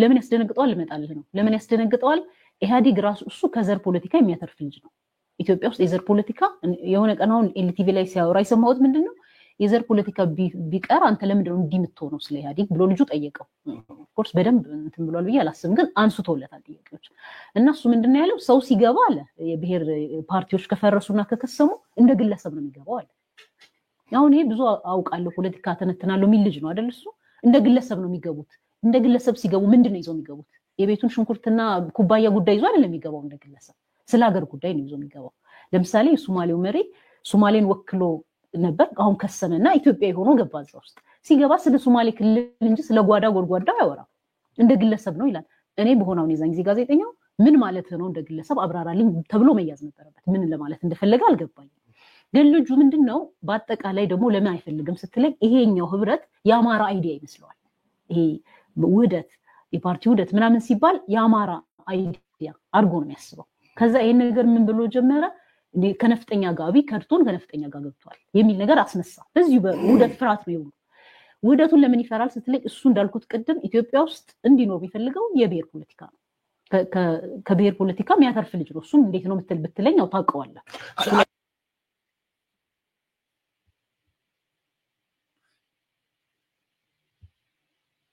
አሁን ሰዓት መጀመሪያ የሀገር ስጋት ምንድነው የኦሮሞና የአማራ ኤሊቶችን አሁን አንዳንዴ እንደ ግለሰብም እየፈራው ነው እንደ ህዝብ ራሱ ሰው ይጣላል ገንጠል አላማ ይዞ ይመጣል ነው ኮሲም ወደሱ ልመጣለን ምን መሰለ ይሱ አላማ አገር ምትፈርሰው አሁን በአሁኑ ሰዓት መጀመሪያ የሀገር ስጋት ምንድነው የኦሮሞና የአማራ ኤሊቶችን አሁን አንዳንዴ እንደ ግለሰብም እየፈራው ነው እንደ ህዝብ ራሱ ሰው ይጣላል እስከማለት የሚደርሱ ፖለቲከኞች አሉ እንደ ህዝብ ራሱ አይዋደድም እስከማለት ይሄ በጣም ጽንፍ የረገጠ ማለት ነው እሱን ነገር ይፈልገዋል አሁን እሱ ኢትዮጵያ አንደኛ የምትፈርሰው ምንድነው ኦሮሞና አማራ ፎር ጉድ ላይ ገናኙ የተለያዩ ጊዜ ነው እሱን ያውቃል ለምን ስትለኝ ሌሎቹ ያስፈልጉም ይያልኩ አይደለም ሌሎቹ ለኢትዮጵያ አስተዋጽኦ ያደርጉ አይደሉም ይያልኩ አይደለም ግን ሌሎቹ ኢትዮጵያን ተበድለው ሊሆን ይችላል ተከፍተው ሊሆን ይችላል ግን ኢትዮጵያ እንድትፈርስ የሚፈልግ ፖለቲካዊ ግሩፕ ዛጋ አታይ ግን አሁን በሁለቱ አንፃር ስታይ ምንድነው ኦሮሞና አማራ ላይ ነው እንትኑም ያለው መፋጠጡ ያለው ያ መፋጠጥ ከቀጠለ ሁለቱ ግሬት ማጆሪቲ ናቸው ኢትኒካሊ ማለት ነው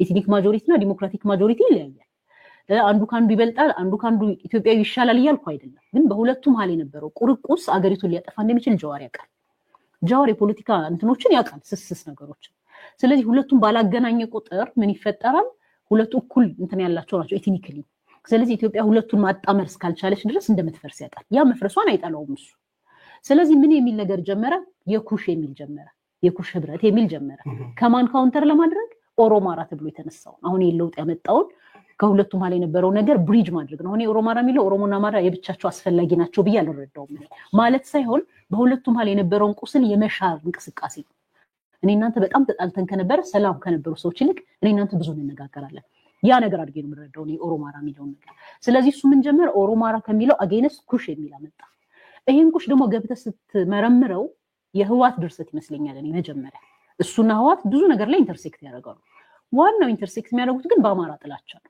አማራ የሚለው ነገር በመጥላት አሁን እሱ የኦሮማራ የሚለው ለውጥ ሲያስበው ምን ነው ያስበው እሱ ኦኬ ቲም ለማ የሚባለው የኦዲፒ ግሩፕ ማለት ነው ስልጣን ከያዘ በኋላ የሚፈልገው ነገር ከተሳካ በኋላ አማራን መጥቶ ቢቻል እንደውም ህዋቶችን ጠርቶ አማራን እቀጥቅጫለሁ እያለ እየተሳደበ እንደምልመለስ ነው ሲያደርግ እንደነበረው አይነት ነገር ነበር እሱ የሚፈልገው ዶክተር አብይ ይሄን አላረገም ለምን ስለማይቻል አንድ ነገር አሁን በጣም መታወቅ ያለበት ነገር አማራ ኢትዮጵያ ሀገሩ ነው አይደለ አሁን ጀዋርን ስታይ ኩሽ የሚሉት ምናምን አንደኛ ጥላቻቸው አማራ ነው ይሄን ኤልቲቪን አይተኮነ ልጨርስ እኮ አይቻልም እሱ ነው ልነግርህ የምፈልገው ኤልቲቪ ላይ ምን አለ መሰለ እንዳለ ቤተመንግስት ውስጥ ዶክተር አብይ እስከሚቀር ድረስ በአማራ ነው የተወረረው አማራ ነው ያለው ቤተመንግስት ውስጥ አለ ይሄን በቅሬታ መልክ ነው የሚያቀርበው ስለዚህ ስናሳጥረው እሱን እንዲህ ነው ያደረገው ተከብብ ያለው ረብሻ በተቻለ መጠን ሀገር እንዳትረጋጋ የሚያደርገው አማራ የሚባል ኤሊት የስቴት አፓራትስ ላይ ማየት አይፈልግም ፌደራል ገቨርንመንት ላይ በተለይ አማሮችን ባየቁጥር አብይን ከሃዲ ነው አማሮችን እያስገባ ነው እሱ ብቻ አይደለም ይሄን ነገር የሚለው ብዙዎቹ ትናንት ራሱ ጀነራል ከማል ገልቹ ብለዋል ከአማራና ከኛ ይምረጥ ሌሎቹን ዝም ብለን እንዲብታስብ ይያሉ የሚሉት ምንድነው ነፍጠኛ አማራ ነው ቤተመንግስት ገባ እኛ ተገለን አቶ በቀለ ገርባን ብለዋል ይሄን ነገር እና ምንድነው የነሱ ዋና ቅሬታ የፓርቲው ውህደት ነው አንደኛ ፓርቲው ከተዋሃደ መከረኛ አማራውንም ዶሚኔት ያደርጋሉ የተፈለገው ነገር ግን ምንድነው እሱ በሳይበርም በዲጂታል ሪቮልትም አግዞት የመጣው ለውጥ አማራን አግልሎ እንደድሮ ትግሬ ህዋት ማለት ነው ህዋት እነዚህ ኦዲፒ ምናምን መተው የገቡትን ቃል ትተው ኦሮማራ የሚለው ፕሮጀክት ፈርሶ እንደዚህ እንዲሆን ነው አማራውን ሁለተኛ ወደ ስልጣን የማይገባ በስልጣን ብዙ ወንጀል የሰራ ስለሆነ በታሪክ በእነሱ እንትን ያ ነው በታሪክ የሰራውን ያስታውሱት እየተሸማቀቀ እንዲኖር ይሄ አይሆንም ማይሆንበት ምክንያት ምንድነው ኢትዮጵያ ውስጥ ያለ ሰው ሁሉ አስፈላጊ ነው አንደኛ ኢትዮጵያ ውስጥ ያለ ብሔር ሰው ሁሉ አስፈላጊ ነው ማንንም ጠልታ ኢትዮጵያ ልትኖር አትችልም የኢትዮጵያ መኖር እንደማያስጨንቀው ጀዋርን አውቃለሁ ነገር ግን ኢትዮጵያ ባትኖር ብሎ ግን ፕላን ቢ የለው ይሄን እርግጠኛው ይነግራል እሱ ኢትዮጵያ ብትፈርስ እኔ ደግሞ ማገኝበት ብሎ የሚያስቀምጠው ምንም ነገር የለም የሱ ዓላማ ያ ነው ኢትዮጵያን ማፍረስና መደሰት ብቻ ወይ ደግሞ ምን ብሎ ያስባል ኦሮሚያ በቃ ገነት ሆና ሁሉም ተርሞይሉ እንደ ኦሮሚያን ያለፈ ሰላም ሆና ምትኖር ይመስላል ወይ ደግሞ ኩሽ ብሎ ሰብስቦ የኩሽ መንግስት መመስረት ሊመስለው ይችላል ይሄ ኢሉሲቭ የሆነ ነገር ነው ለምን በለኝ ኩሽ ብሎ የሚያስባቸው በጭንቅላቱ የሚያስበው አንዱ ደቡብና ደቡብ ኢትዮጵያኒስት ነው የፈለገ ነገር እሱ ይሞክራል እንጂ አሁን ለምሳሌ ሲዳማዎችን ነው ሜንተር አደርጋለሁ የሚለው እሱ አለ ሲዳማ ፖለቲከኞች እነሱ ምንድነው የሚሉት የፈለገ ይበል እንጂ በኢትዮጵያዊነታቸው ላይ እንትን አይሉ እሱ እንደሚያስበው ኢትዮጵያ ገደል ልትገባ የሚፈልጉ ሰዎች አይደሉም ያውቃሉ አብሬ ኖርኩ ሰው ነኝ በደንብ ነው የምንረዳው ስለዚህ ክልል ይፈልጉ ይችላሉ እስከዛ አብረውት ሊሄዱ ይችላሉ ኢትዮጵያን እናፈርስ ሲለው ግን ምንም ይሸለም ከህዋት በቀር አሁን ፋይናሊ ሄዶ ከህዋት ጋር የገጠመው ለዛ እንዲህ ነው የምንረዳውና ስጠቀለል ለምንድነው እነሱም ያሸበራቸው አንደኛው የፓርቲ ውህደት ሁለተኛው የኦሮማራ የተባለው ፕሮጀክት አማሮችን ያመጣብን ነው አማራ ማየት አይፈልጉም በቃ የነሱ ፎቢያ ያ ነው ይሄ አይሆንም አማራ አንደኛ ግሬት ማጆሪቲ ነው ሁለተኛው ማጆሪቲ ተውና ማንንም ኢትዮጵያዊ የተገለለበት ምንም አይነት ፕሮጀክት ያገር ፕሮጀክት አይሰምርም ይሄን እናብይ በደንብ አውቀዋል ይሄን አውቀው የሚሰሩትን ነገር ግን እንደ ክህደት አድርገው ያቀርባሉ ለኦሮሞ ህዝብ ማለት ነው ኦሮሞን ከዱ የኦሮሞማን አጀንዳ ጊቫፕ አረጉና ወደ አማራ ከኛና ከነፍጠኛ ምረጡ ትልቅ ሰው ያው እንደዚህ ይላል ምን ትላለህ ነው እሺ መስከረምን ያመጣዋት እነሱም የትላንትና ታሪክ ያወሩ ስለሆነ በዛ ወቅት የተነገሩ ታሪኮች እነዚህ ናቸው መስከረምን በዛኔ ዘመን በዛ ወቅት ላይ ብልጽግና ሲመሰረት ዛሬ የሚያመጣ ነው እሱ አይደለ ሚልኬሳ ዶክተር ሚልኬሳ ብልጽግና ሲመሰረት ተቃውሞ ያለው ኦዴድ መፍረስ አልነበረበትም ኦዴፓ መፍረስ አልነበረበትም ሲል ስለነበረ ኦኬ በወቅቱ ምናልባት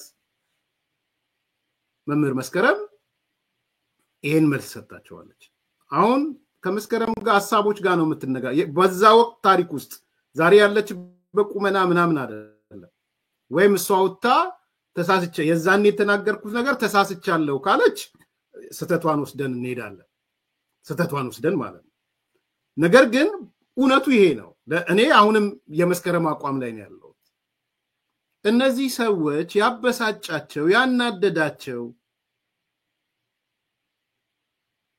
ጭራ ያስቆለፋቸው ብልጽግና የሚባለው ፓርቲ የመጣው በዋናነት የነዚህ የብሔር ፓርቲዎችን ለማፍረስ ስለሆነ ነው መስከረም ያለችን እሱ ነው እኔም ይያልኩ ያለው እሱ ነው ወደ ኋላ ስንሄድ ያሉት መከራከሪያዎች እነዚህ ናቸው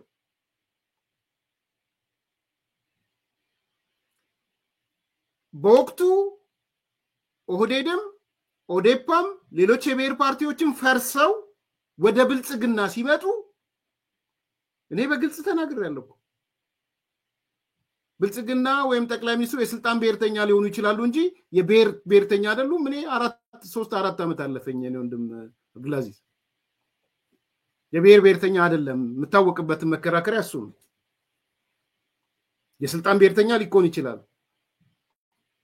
አለወይ እስኪባል ክርክር ሲገጠም ኖ የስልጣን ብሔርተኝነት ነው እንጂ ማየው የብሔረሰብ ብሔርተኝነት ያያው አይደለም ብልጽግና የብሔር ፖለቲካ ነው ብዬ አላምንም የብሔር ያራማጅ ነው ብዬ አላምንም የኔን ክርክሮች ማየት ይችላል ወደ ኋላ ስላልክ ማለት ነው ወደ ኋላ የመጣውት መስከረምን በዛ ወቅት የተናገረችው ነው አሁን ሚልኬሳ ደግሞ ያኔ እንዲነብለን ነበር እያለ ስለመጣ ኦኬ ያኔ ያላችሁ ትክክል ነው ወንድም ሚልኬሳ ከብልጽግና ስትወጡ የወጣችሁበት አንዱ ምክንያት የብሔር ፓርቲ መቅረቱን አውቃችሁ ነው የወጣችሁት ልክ ነህ ነው ያልኩት ያለውት በነገራችን ላይ ለኡነቱ እሱ ነው ሌሎቹ ነገሮች እንጨፈጫፊ ናቸው ኢትዮጵያ ውስጥ የብሔር ፖለቲካ ቀረ ብላችሁ ነው ጥላችሁ የወጣችሁት ስለዚህ ብልጽግና የብሔር ፓርቲ አይደለም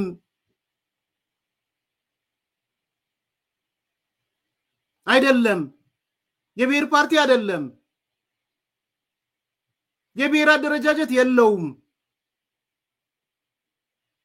ቅድም ሶማሊያ ያነሳዋል አማራና ኦሮሞ በቁጥር ምና አዎ እሱ አይነት እንትኖች አሉት በግለሰብ ደረጃ አሁን ኦህዴድ እንደሚባለው የኦሮሞ ብልጽግና የሚባል የለም። ቅርንጫፍ ጽህፈት ቤቱ ተጠያቂነቱ ተጠሪነቱ ለዋናው ነው። እንደ ቅርንጫፍ ጽህፈት ቤት ኦፕሬት እንደሚያደርግ ነው ያለው። እንደ ድሮ የኦህዴድ ማዕከላዊ ኮሚቴ፣ የኦህዴድ ስራ አስፈጻሚ፣ የኦህዴድ ፖሊት ቢሮ፣ የኦህዴድ ኦዲት ኮሚሽን የሚባል የለም። እንግዲህ ይሄ ነው እውነቱ። እኔ መሬት ላይ ያለው እውነት ነው የምናገረው። ኦህዴድ እንደሌለ ሁሉ አማራም የለውም። የአማራ ስራ አስፈጻሚ፣ የአማራ ማዕከላዊ ኮሚቴ፣ የአማራ ጉባኤ፣ የአማራ ፖሊት ቢሮ፣ ቁጥጥር ኮሚሽን የሚባል የለም። ሁሉም የላቸውም። አንድ ነው ያለው። የብልጽግና ስራ አስፈጻሚ፣ የብልጽግና ጉባኤ፣ የብልጽግና ኦዲት ኮሚሽን፣ የብልጽግና መሰረታዊ ድርጅት ወዘተ ነው ያለው። ይሄ ነው እውነቱ። ይሄንን የሚጣላ ካለ ይምጣ። እነ ሚልኬሳ ያኮረፉት ኖ እንደ ድሮ ኦህዴድም ወይም ኦዴፓም የኦሮሞ ዴሞክራሲያዊ ድርጅት ተብሎ የራሱ ማዕከላዊ ኮሚቴ፣ የራሱ ፖሊት ቢሮ፣ የራሱ ስራ አስፈጻሚ፣ የራሱ ቁጥጥር ኮሚሽን፣ የራሱ ጉባኤ እንዲኖረው፣ ሌሎቹም እንደ ቲፒኤልኤፍ እንዲኖራቸው ሲመጡ በጋራ አዋጥተው እንዲመጣ የድሮውን ኢህአዴግ ነው የሚመኙት። መሰረታዊ ልዩነቱ የሚያጋድለው እዚህ ጋር ነው እያልኳቸው ያለው። ሶማሌው ላነሳው ጥያቄ ከዛ በኋላ ግን ድልድሉን ሲሰሩ የግለሰብ ስልጣን ድልድል ላይ ሲሰሩ በአባላት ፕሮፖርሽናል እና በህዝብ ፕሮፖርሽናል የሚል ነገር አመጡ። ጀስት ላይክ እንደ ፓርላማው ማለት ነው። እንደ ፓርላማው አንድ ፓርላማ ነው ፓርላማው አይደል? ወጥ ፓርላማ ነው። ልክ አይደል? ወጥ 547 ወንበር ወጥ ፓርላማ ነው። ይሄ ወጥ ፓርላማ ግን ተጠያቂነቱ ምኑ ህገ መንግስቱ ምናምን ለህዝቡ ለምናም ብሎ ወጥ የመጣው ግን ከወጥ ቦታ ነው። ከ547 ወንበር 178 ከኦሮሚያ ነው የመጣው። ከ547 ወንበር 130 ምናምኑ ከአማራ ክልል ነው የመጣው። ከ547 ወንበር 23ቱ የመጣው ከአዲስ አበባ ነው። ሲመጡ ግን ስለ አዲስ አበባ ሊያወሩ፣ ስለ ኦሮሚያ ሊያወሩ፣ ስለ አማራ ሊያወሩ አይደለም የመጡት። ህገ መንግስቱም እንደዛ አይደለም ይፈቅድላቸው። ተጠሪነታቸው ለህሊናቸው፣ ለህገ መንግስቱና ለህዝቡ፣ ለህሊናቸው፣ ለህገ መንግስቱና ለህዝቡ የመጡበትን ቦታም ኮንሲደር አያደርግም።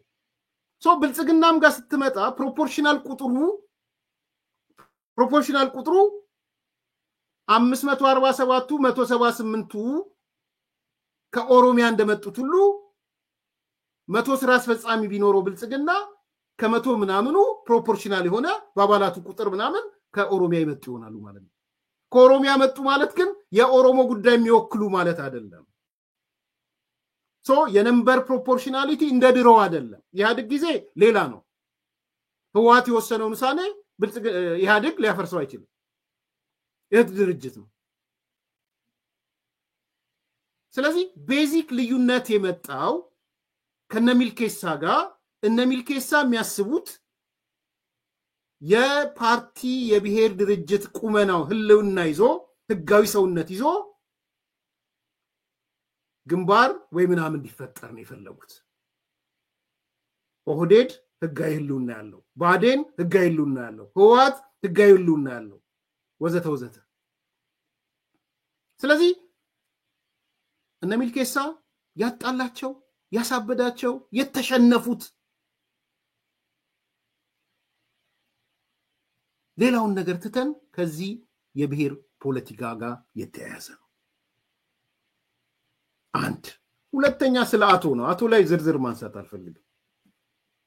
ቅድም የጠቀሳችሁት አይቻለው ያነሳችኋቸዋለሁ። አቶ እኔ እንግዲህ ስሰማም ሚዲያም ላይ ለመጀመሪያ ጊዜ ስሰማ የነበረው ከሌላ ቦታ ነው። የኢትዮጵያን ፖለቲካ ያበላሸው ቆንጥጠው የያዙት አቶዎች ናቸው። አቶ ማለት አማራ፣ ትግራይ፣ ኦሮሞ ነው የሚል የሰማ ነው። የፓተንት ራይት ካለ ጠይቁ። ዛሬ ደግሞ ተሰብስቦ ለአንድ ሰው ሲሰጥ ነው እያየው ያለሁት። ኦኬ፣ ይሄ ፌር አይመስለኝም፣ ፍትሃዊ አይመስለኝም። ፕላስ ብልጽግና ሆነስትሊ እንነጋገር ከተባለ በግለሰብ ደረጃ ከሆነ የአማራና የኦሮሞ ተወካዮች ብዙ ናቸው። በግለሰብ ደረጃ ውክልና ካነሳ ነው ምንም እንኳን ባለብዙ ብሔር አቻቻይ ፓርቲ እኔ ምን እንደምል ታውቃለህ ሶማሌ ይሄ ብልጽግናን የማየው ባለብዙ አቻቻይ ሲቪክ ፓርቲ ነው ብያምናለሁ እነሱ ላይ ያንን አይቀበሉም ህብረ ባህላዊ ድርጅት ነን ብለው ያምናሉ ዳሳፕቱ ዘም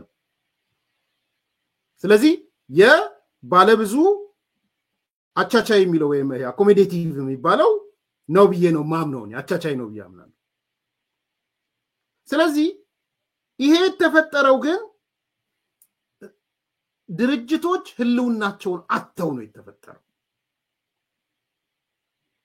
ይሄ ኮምፕሌክስ አይደለም ምን ውስብስብ ማድረግ ሄዳችሁ እኮ ቼክ ማድረግ ምርጫ ቦርድ ይሉና ብልጽግና እንዴት ነው የተመዘገበው ዛሬ በሉና ከዛሬ 7 ዓመትስ ኢህአዴግ እንዴት ነው የተመዘገበላችሁ ብቻ ጠይቁ ምርጫ ቦርድ ሄዳችሁ ምን ይነግራችኋል መሰላችሁ ኢህአዴግ እንደ ድርጅት ተመዝግቧል አራቱ ድርጅቶች ደግሞ እንደ እህት ድርጅት ተመዝግቧል ስለዚህ ህጋዊ ሰውነት አላቸው መፈረም ይችላሉ መወሰን ይችላሉ ከኢህአዴግ ተገንጥለው መውጣት ይችላሉ የራሳቸው አደረጃጀት አላቸው የራሳቸው ምናምን አሁን የለም እሱ ይሄንን በደንብ እንድትረዱ እፈልጋለሁ በጣም አስቂኝ ሌላ ያነሳው እንደው መቼም ስቶክሆልም ሲንድረም እንዴት ከባድ እንደሆነ ያየሁት ነገር ሚልኬሳ ዛሬ ምን ሲያወራ ሰማሁት ህወሓት በኢትዮጵያ የተፈጠረውን የበላይነት አምኖ ተቀብሎ ነበር አምኖ መቀበል ብቻ ሳይሆን ዴሞክራሲያዊ እንዲሄድ ተንቀሳቅሶ ነበር ብሎ ሲናገር ሰማሁት ሚልኬሳ እኔ ዛሬ ለህወሓቶች ነው ምልክላችሁ ዛሬ ሚልኬሳ ምን ብሏችኋል ላለፉት 27 ዓመታት አዛዥ ናዛዥ እንደነበራችሁ የበላይ እንደነበራችሁ አምናችሁ ተቀብላችኋል ወይ በግምገማ መግለጫ ነው መስጠት ያለባችሁ መግለጫ ስጡ በዚህ ላይ ይድረስ ለደብረጽዮን ይድረስ ለአደመ ቡድን ዛሬ ዶክተር ሚልኬሳ ለህዝብ አንድ ነገር ይፋ አድርጓል ምንድነው ይፋ ያደረገው ነገር ህወሓቶች በግምገማ የበላይነታቸውን ተቀብለው ነበር የበላይ ነበርን ብለዋል ከዛ ቀጥሎ ደግሞ ከበላይነታቸውን ተቀብለው ዴሞክራሲያዊ እንደማድረግም ተንቀሳቅሰዋል እሱን ልትወስዱት ትችላል ዴሞክራሲያዊ ለማድረግ ተንቀሳቅሰናልን ውሰዱት እሱን እኔ ችግር የለብኝም እሱ ላይ ችግር የለብኝም እናንተም እንደምትሉ አውቃለሁ ማይ ኮር ፖይንት ይድረስ ለዶክተር ደብረጽዮን ይድረስ ለአደመ ቡድን ዛሬ ሚልኬሳ አንድ ነገር ፈንጥቅ አርጎ አውጥቷል የፈነጠቃት ነገር ምንድናት ቲፒኤልኤፍ የበላይነቱን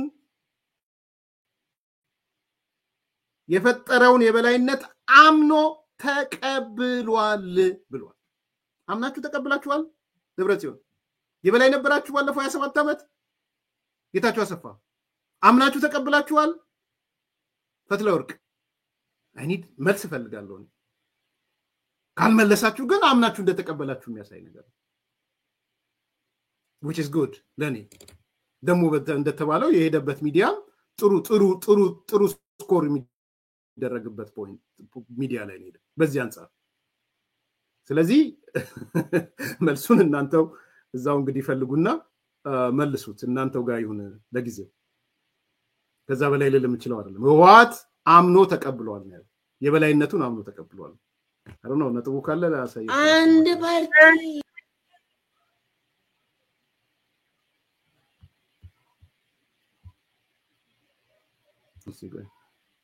ጋምቤላ አቶቹ እስቲ ምን እንደሚመጣ ብሎ እንደው ትግራይ የለም እዛ ውስጥ እንደምታውቀው ኦሮማራ ነው በዛን ጊዜ ኦሮማራዎቹ እዛ ውስጥ ያለው እስቲ ጥሩ ነገር እየመጣ ነው ብሎ የሚያስቡ ናቸው እዛ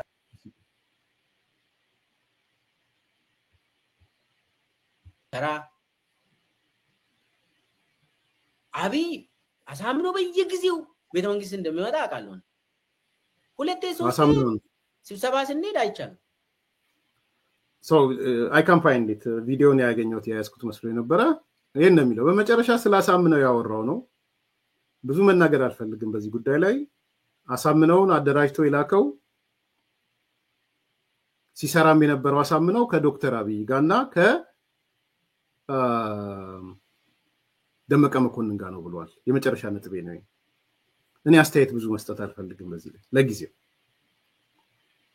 ግን ስላሳምነው ብዙ ጉድ አለ፣ ሌላ ጊዜ ምን እንነጋገራለን ብሎታል። በነገራችን ላይ ብዙ ነገሮች አሉ፣ እሱን ሌላ ጊዜ በደንብ እናወራለን ብሎታል። ትንሽ ንገረኝ ብሎት ነው የነገረው። ግን ቤዚካሊ የሚያነሳው ምንድነው የአሳምነው ስራዎች በሙሉ ከዶክተር አብይና ከደመቀ መኮንን ጋር የተያያዙ ናቸው ነው ያለው። ይሄ የአማራ ሰዎች እንግዲህ ኑና መልስ ስጡት። እና ከዛም ብዙ አመራሮች የመከላከያ አመራሮች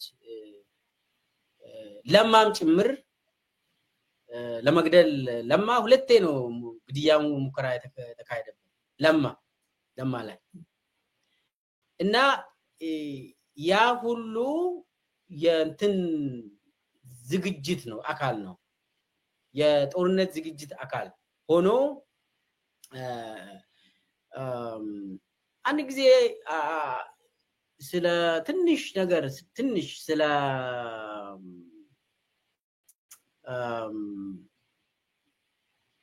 አማራና ትግራይ የግድ መጣላት አለባቸው የሚል ፕሮጀክት ነበር።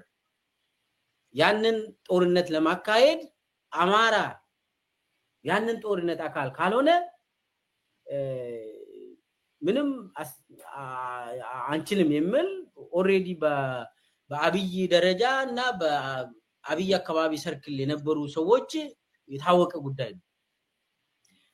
ለዛም ታስበው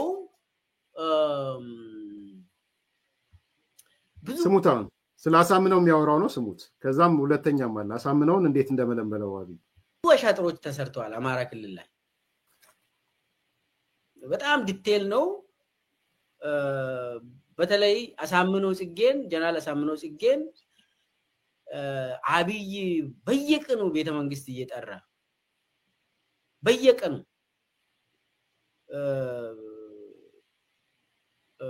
ሸውዶታል። አብይ እስከማቆ ድረስ ሸውዶታል። በዛን ጊዜ አንድ የሚያውቀው እንትን አለ ለክልል ፖሊስ ጥይት የሚገዛው ፌደራል መንግስት ነው። ይሄ በህግ የታወቀ ነው። ክልል በራሱ ለፖሊስ ሰራዊቱ በራሱ ጥይት መግዛት አይችልም፣ ማምረትም አይችልም። ጥይት የክላሽ ወይ ሽጉጥ ጭምር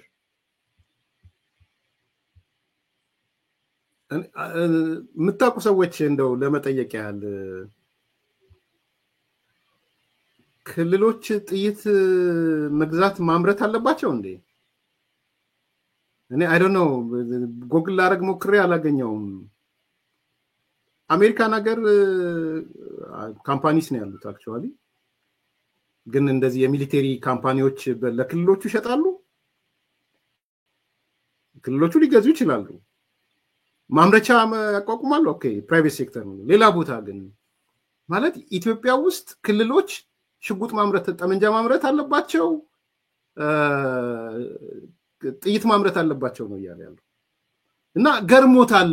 ለክልሎች ፌደራል መንግስቱ እንዴት ጥይት ይሸጣል የሚል ጥይት ኮንትሮል ማድረግ የለበት። እኔ አይ ዶንት ኖ ፌደራሊዝም ነው ያጠናው የሰውዬ እና ጥይት ለክልሎቹ በቃ ፌደራሊዝሙ እንደሌለ ያደረገው ጥይት እንኳን ማምረት አይችሉም ብሎ ነው ያለው። ኧረ ፕሊዝ አይ ቲንክ መከላከያም ጥይት ማምረቻ አንድ ቦታ መሰለኝ ያለው። ከዛ በኋላ ሊገዛ ይችላል ካመረቱበት። ጥይት ማምረቻ እንኳን የላቸውም። ዘንድሮ ምን እንደገጠመን አላውቅም። እኔ እውነት ለመናገር ክልሎች በራሳቸው አይገዙም። አሁንም በራሱ ጥይት መግዛት አይችልም፣ ማምረትም አይችልም። ጥይት የክላሽ ወይ ሽጉጥ ጭምር ክልሎች በራሳቸው አይገዙም። አሁንም ክልሎች በራሳቸው አይገዙም እና ያው አንዳንዴ ክልሎች በኮንትሮባንድ ሊገዙ ይችላሉ፣ እሱ የታወቀ ነው። ኦሮሚያም ይሁን አማራ ክልልም ይሁን ትግራይ ክልልም ይሁን በኮንትሮባንድ ገዙ ይችላሉ እሱ የታወቀ የሚታወቅም ነገር ስለሆነ ነው ነገር ግን ኦፊሻሊ ክልሎች ጥይት መግዛት ስለማይችሉ ላሳምነው ጽጌ መሳሪያ ይሰጥ ተብሎ ለምንድን ነው ላሳምነው ጽጌ መሳሪያ የሚሰጠው ተባለ እሱ እኮ ህዋትን የሚዋጋልን ሰው ነው እሱን የምንረዳው እሱን ካልያዝን እሱን ካላስታጠቅን ትግራይን ማዋጋት ወይ ህዋትን ማጥፋት አንችልም የምን እንትን የታወቀ ነው በተለይ በአብይ ሰርክል የነበረው እኔም አውቃለሁ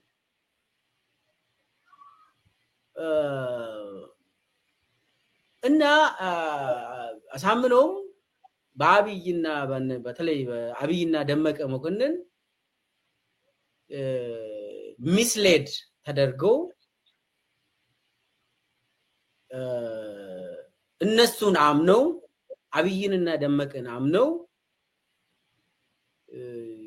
ያካሄደው ነገር አለ እሱ በጣም ጥልቀት ያለ ጉዳይ ነው ነገር ግን ምን ለማለት ፈልጌ ነው የትግራይ ጦርነት ዝግጅት አካል ተደርጎ እንዲወሰድ ለኛ ተነግሯል ስለአሳምነው የሰማችሁ ነው አይደል አሳምነውን የመለመለው ያስታጠቀው አብይ ነው ይሄን ደግሞ ለትግራይ ጦርነት ዝግጅት ነው ለሌሎች ክልሎች ጥይት በተከለከለበት ምን በተከለከለበት ላሳምነው ግን ይፈቀድ ነበር በየቀኑ አሳምነው ውሎና ዳሩ ቤተ መንግስት ነበር አሳምነውን የመለመሉት እንደዚህ የሚያደርጉት አብይና ደመቀ መኮንን ናቸው ይሄን ነው ያለ ያለው ይሄን ነው እየተናገረ ያለው የራሳችሁን ጀጅመንት ወሰዱ በተለይ የአማራ ብሔርተኞች የራሳችሁን ጀጅመንት ወሰዱ ምን ዲዛይን እየተደረገ እንደሆነ ወሰዱት እኔ እዛ ዲቴል አልገባም ክልላም አይመራም እንደ እሱ የከሰበው ሆን ተብሎ ትግራይ ላይ በክልል ደረጃ አሳምነው ፕሮጀክቱን ወስዶ እንዲሰራ አብይ አሳምነው በየጊዜው ቤተ መንግስት እንደሚመጣ አቃለው ሁለቴ ሶስቴ ስብሰባ ስንሄድ አይቻልም እንዴ ክልላም አይመራም እንዴ እሱ የክልል ጸጥታ ዘርፍ ነው አይደል እንዴ ምን አብይ ጋር ሁሌ ለምን ታገኛለህ ምን ሰማው ደግሞ እንዳውም አንድም ቀን የዶክተር አምባቸው ካቢኔ ስብሰባ ላይ ተገኝቶ አያውቅም አሳምነው በኋላም ከዶክተር አምባቸው ጋር አጣሉት አብይና ደመቀ ናቸው ምንን አቃል ቤተ መንግስት ነው የተጣሉት መጀመሪያ እኮ ሳይዛ አሳምነው አምባቸውን ሳይገል በፊት መጀመሪያ ዲቴሉ አለ እና በዚህ ዝግጅት ለትግራይ ጦርነት ዝግጅት ላይ ነው ይሄ ነገር የተከሰተው ሳሬ መኮንንም ይበቃቸዋል እሱ ምንም አንዳንዶቹ ፋክቶቹ ስላሉ ያው እንዳልኩት ነው በዚህ በኩል አገም ጠቀም ምናምን ያለ ነው አሳምነው ላይ ያነሳቸው ነገሮች አሉ አሳምነውን ዩቲላይዝ አድርገውታል ተጠቅመውታል የሚል ነው ከዛ ደግሞ ከነ ዶክተር አምባቸው ጋር አጣሉት ይላል አንድ ሁለት ፋክቶች ያነሳለው በወቅቱ የምናቃቸው መረጃዎች ስላሉ ማለት ነው አንደኛ በዛን ወቅት የተፈጸሙ ወንጀሎች ነበሩ ለምሳሌ እኔ ማረሳው መቼለት ማስታወሻዬን ሳገላብጥ ነበር ደፍተሮቼን አስቀምጣቸዋለሁና መጋቢት 1 2011 ላይ የጉምዝ ሰዎች ታጣቂዎች አይደለም የጉምዝ ሰዎች ወደ 350 ጉምዞች ተገለዋል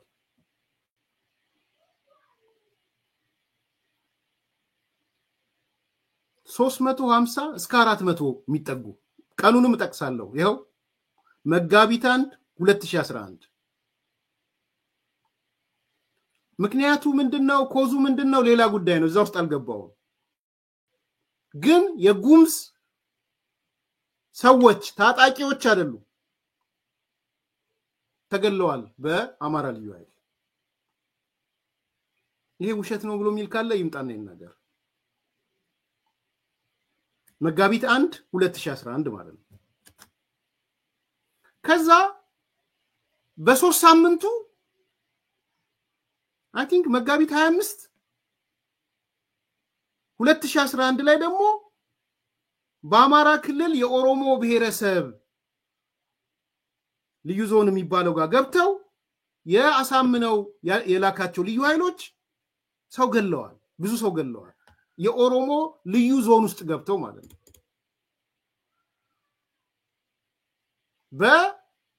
ደግሞዋለሁ በሶስተኛው ሳምንት ስለማረሳው ነው እንደውም የሃይማኖት ጉዳይ ተነስቶበት በጣም አስደንጋጭ ነበር አንዳንድ ልዩነቶች ስላሉ ነው ይሄን ማነሳው ዝርዝር ውስጥ አልገባም የሃይማኖት አጀንዳ መናገር አለብን የለብን በጥዙ ክርክር ነበረው ግን የሃይማኖት ይዘት ሁሉ ነበረው በጣም አደገኛ ነበር እዚህ ኦሮሚያ ልዩ ዞን ውስጥ በአማራ ክልል ኦሮሞ ልዩ ዞን የሚባለው ውስጥ መቼ ከ3 ሳምንት በኋላ መጋቢት 25 2011 ማለት ነው ግድያ ተፈጽሟል ስለዚህ ምንድነው የሆነው መጋቢት 1 ጉምዞች ተገደሉ መጋቢት 25 በአማራ ክልል ኦሮሞ ልዩ ዞን የሚባለው ገብተው ገደሉ ከዛ ደግሞ ከተወሰነ ቀን በኋላ ቅማንቶች ተገደሉ ይህንንም ይዋሻል አይመስለኝም ልዩ ኃይሎች ሄደው ቅማንቶችን ገደሉ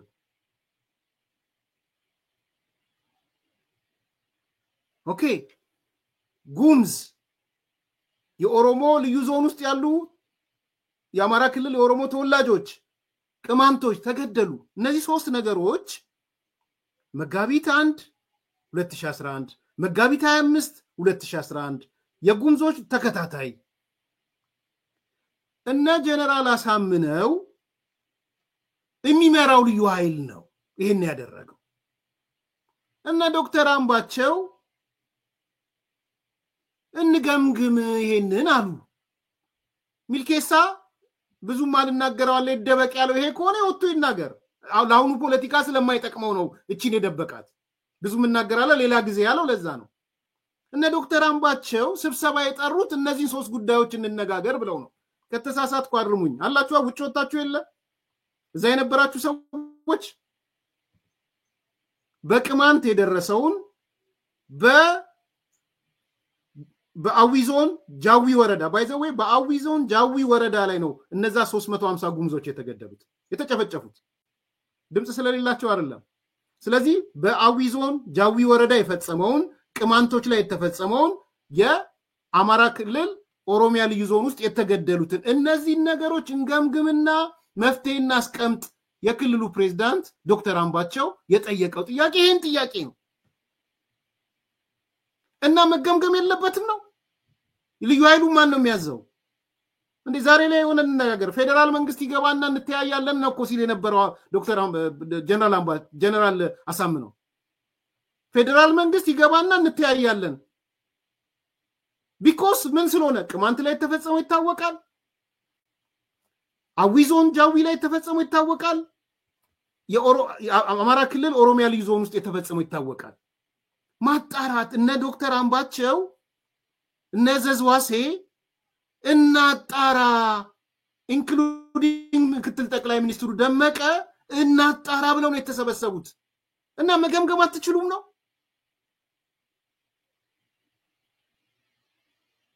ዶክተር አምባቸው መገምገም የለበትም ስለ አዊዞን መገምገም የለበትም ስለ ጉምዞች ግድያ መገምገም የለበትም ስለ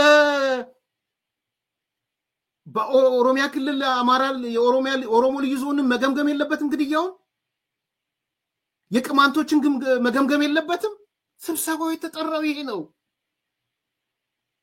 ሪፊውዝ ያደረገውም ጀነራል አሳምነው ነው እውነቱን እንነጋገር ቤተ መንግስት የተጠራውም ስብሰባ ይሄ ነው።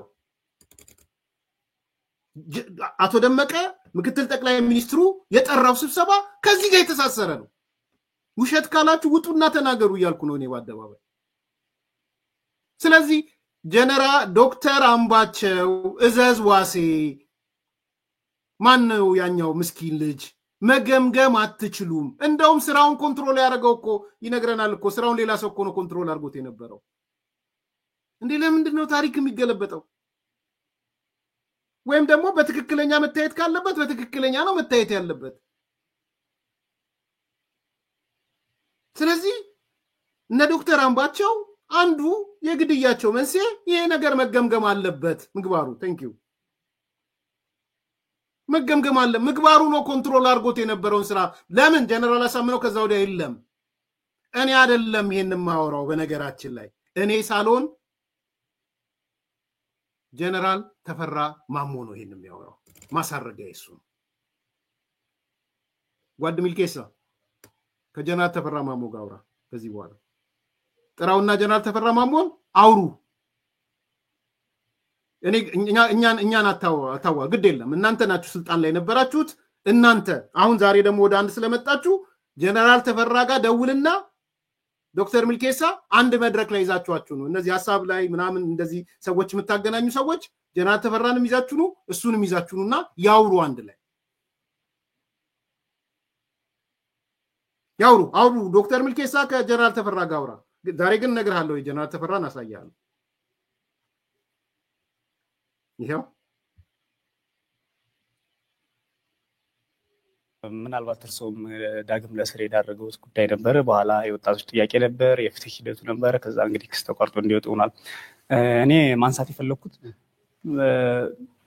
በማን ክፍተት ነው ምን ስላልሆነ ነው ሰኔ 15 የተፈጠረው የሚለው ነው ሊያስተምረን የሚችለው ብዬ ስላሰብኩ ነው። እንግዲህ ምንድነው ሰኔ እንትኑ በአንድ ጊዜ ቦግ ያለ አይደለም ችግሩ ገና የፖለቲካ አመራሩ ላይ ነው የነበረው። ማለት ያየህ እንትን ያሉት ህይወታቸው የጠፋው በጉባኤ የተመረጡ የፖለቲካ አመራሮች ናቸው። ክልሉን ምሩ ነው የተባሉትን ክልሉን በስርዓት በአግባቡ ምሩ ነው የተሰጠው። ህግና ስርዓት በሚያዘው ምሩ የተባሉ ናቸው። ይሄ እንትን አይደለም ሌላ። ከዛ በመካከላቸው የተቆሳሰሉ አለመግባባት እየሰፋ ሄደ። አለመግባባቱ ሲሰፋ እኛ ምልክቱን አየነው። ለምሳሌ እኔ አሁን ስብሰባዎች ሲሆን ብዙ ጊዜ ስብሰባ ሲደረግ አሳምነው ስብሰባዎች አይገኝም ነበር። አምባቸው ሲጠራ ምግባሩ ሲጠራ ስብሰባዎች ላይ አይገኝም። እኔ ራሴ ለምንድን ነው የማትገኘው ስለው እንደማይግባቡ እየተቆሳሰሉ መሆኑ አለመግባባት እየተፈጠረ መሆኑ በግልጽ ነው። ይሄ በዚህ መንገድ አይደለም። ተግባብታችሁ ስሩ። የመጀመሪያ ተግባብተ ስራ። ሁለተኛ ደግሞ አልሆን ካለ ደግሞ ለቆ መውጣት እንጂ ስብሰባው የሚደረገው አምባቸው ይጠራና የጸጥታ ኃይሉ ነው የሚሰበስበው። እኛ ነው ስለ ጸጥታው ነው የምናገረው። እየተነሳ ያለው አጀንዳው ስለሱ ነው፣ ስላሳመነው ነው። ችግር ባለባቸው ቦታዎች አይገኝም። እኔ በተገኘሁበት ቦታ ላይ እሱ የለም። ከርቀቱ ነው የፌስቡክ አርበኛ ነው የሚል ትችት እየመጣበት ነው። የፌስቡክ አርበኛ ነው፣ ምንም ስራ ጠብ የሚል ስራ የለውም፣ እቅድ የለውም፣ የተማከለ ስራ ይሰራል። እነዚህ እንትኖች እየቀረቡ ነው። እነዚህን ቀርበህ አስተባብል፣ እነዚህን ተገንታ አስተባብል አሉት። እዚህ ነው ማለት የሚችል እውነት ከሆነ እውነት ከሆነ ቀርበህ ለምንድን ነው እዚህ ቦታ ላይ ያልተገኘው? ጎንደር ላይ ያ ችግር ሲሆን አንድ ጊዜ ስብሰባ ተናግረህ ለምን ሳትገኝ ቀረ? ምስራቅ አማራ ላይ ያ ችግር ሲሆን ሁላችንም ገብተን ማስተካከል ጀምር የት ነበር? ለምን አትገኝም? ይሄን ነው እያነሱለት ያሉት። እነሱ እኮ አንስተውለታል። የፌስቡክ ቡድን አዘጋጅተህ የክልሉን አመራር እያጥላላህ ነው። ራስህን ንጉስ መሪ እያልክ ራስህን ነው የምትክበው። ሌሎችን እያጥላላህ የአመራር ለመሆን ነው ይሄር ያለው። ልታስመታነ ነው እኮ ብለውታል። ሰዎች እያዘጋጀ ፋኖችን እየመጣ ገንዘብ ለነሱ ይስጥ ልታስመታነ ነው። ይሄን ችግር እየፈጠር ነው ብለው ፊት ለፊት ያቀርቡለት። ይሄን አንተ ታገል አንተ ማስተባበል አለብህ በሚል ራሴ ነገሩት በአካል ተደጋጋሚ። ካልሆነ ደግሞ ካልተግባባህ ጥለህ ውጣ። ምን እዚህ ብኮ ካልተግባባህ ጥለህ ውጣ። ምክንያቱም የሚታየው ምልክቱ ጥሩ አይደለም። ከመጀመሪያው ጀምሮ ነው። አሁን የሱ መምሪያዎችን ምግባሩ ይሰበስበናል በሱ ታች አሉት። እሱ ግን የለም። ስራው እየተነሳ ያለው የሱ ነው። ተመልከት። ተመሳሳይ ዶክተር አምባቸውን በተለያየ ቦታዎች እየሄደ ሲደረግ እሱ አልተገኘም አለው። ይሄ ሁሉ አንድ ይሄ ሆነና መጨረሻ ላይ አዲስ አበባ ስብሰባ ተጠራና አዲስ አበባ ስብሰባ ተጠራ። በደንብ እየሰማችሁ በነገራችን ላይ ይሄን እንግዲህ ከራሳቸው ለራሳቸው ነው እየተነጋገርን ያለነው። ጀነራል ተፈራ the best friend of ጀነራል አሳምነው ነው እስከማውቀው ድረስ። መፈንቅለ መንግስትም ወዘተም አብረው የነበሩ ሰዎች ናቸው። ዛሬ ያለበትን ቦታ አይደለም በወቅቱ ያለው ነገር ይሄ ነው እያለ ነው። ስራውን እየሰራ አለም ማሳምነው። ችግሮች ተነስተዋል። ምስራቅ አማራ ጎንደር ላይ ቅድም ያልኳቸው የቅማንት ነው። የምስራቅ አማራ የተለያየ ቦታ ተነስተዋል። አንተ በፌስቡክ አርበኛ ሆነሃል። ፌስቡክ ነው የምታደራጀው። ስብሰባ ላይ የተገኛል። አንተን ስራ የሚሰራው ምግባሩ ነው። አንተን ተክቶ ነው እየሰራ ያለው። ኢቭን ጀነራል ዶክተር አምባቸው እንኳን ስራ ሊሰራ ሄዶ አብሮ አልነበረም። ስለዚህ ያለው ችግር ይሄ ነው እያለ እየተናገረ ያለው ጀነራል ተፈራ ነው። ስብሰባው ዋነኛው ያን ያህል አንድ ቀን ተኩል የሚሆን ነው። አብዛኛው ባሳመነው ላይ ነው የወረደው። የፌደራል መንግስት ነው ወይስ የክልሉ አመራር ነው? አዲስ አበባ ነው ማን ነው የሆነው? ፌደራል አይደለም። ማን ነው ይሄም አምባቸው ማን ነው ደመቀ መኮንን ሰበስበው ግን ፌደራል ነው ወይ ብሎ ጠየቀው ጀነራል ተፈራ። ፌደራል አይደለም፣ ፌደራል አልጠራም። ጓድ ሚልኬሳ መታወራ ከጀነራል ተፈራ ጋር በህይወት ያሉት ብቻ አውሩ፣ ግድ የለም ሌሎቻቸው ሞቱት ሞተዋል። ግን በህይወት ያላችሁት አውሩ። አሁን ፌደራል መንግስት የለበትም፣ ክልሉን የጠራው ስራ አስፈጻሚና የጸጥታው አመራር በሙሉ አለ። የጸጥታው አመራር በሙሉ ነው ያለው። የፖሊሶቹ የምንሻው የሁሉም አለ። ዋነኛው ስብሰባው በዛን ጊዜ ባሳመነው ላይ ነው የቀረበው። ልክ ቅድም ስላቸው የነበረው አንዳንዶቹ እዚህ የማይነሱ ብዙ ነገሮች ተነሱ ቀረቡበት። እሱ መመለስ አልቻለም። እዛለ ተመልከት። አንዱ ይሄ ነው የነበረው። የቀረበበትን ነገር ጀነራል አሳምነው መመለስ አልቻለም። እዚህ ሚዲያ ላይ ማቀርበው ነገር አይደለም። አታቅርበው። ጀነራል ተፈራ ግን ቅማንት ነው አንደኛው፣ ሁለተኛው ጉምዝ ነው፣ ሶስተኛው የቅድም ያልኳችሁ በአማራ ክልል የኦሮሚያ ልዩ ዞን ላይ የተፈጸመው እዚህ የሚነሳ አይደለም ያለው። ለዛ ነው እውነቱን ነው። እኔም በሆን እዛ ማነሳው አይደለም። 300 ሰው በአዊ ዞን ላይ የተጨፈጨፈው ቅማንት እንትን ጉምዝ ቀላል ነገር ስላልነበረ ማለት ነው። ስለዚህ ቀረበበት መልስ ግን የለውም። ጀነራል አሳምነው የሚመልሰው መልስ አልነበረውም። እንዴት ነው ይሄን እንዴት ነው የሚካደው? እኔ ጀነራል ተፈራ ባይናገረው እሺ፣ እንደው የሆነ ወይ ሌላ አሁን በመንግስት ስልጣን ውስጥ ያለ ሰው ቢናገረው እሺ ኦኬ። ይሄንን ወጥቶ ገዱ አንዳርጋቸው ያስተባብላል። ገዱ ወጥቶ አሳምነው ነው ተፈራ ልክ አይደለም ብሎ ይላል። እንዴት ታው እንጂ አንዳንዴ ማለት መጥፎ ዘመኑ መጥፎ ነው። አምባቸው ማን ነው ደመቀ መኮንን ሰበስበው ግን ስራ አስፈጻሚና የጸጥታው አመራር በሙሉ አለ።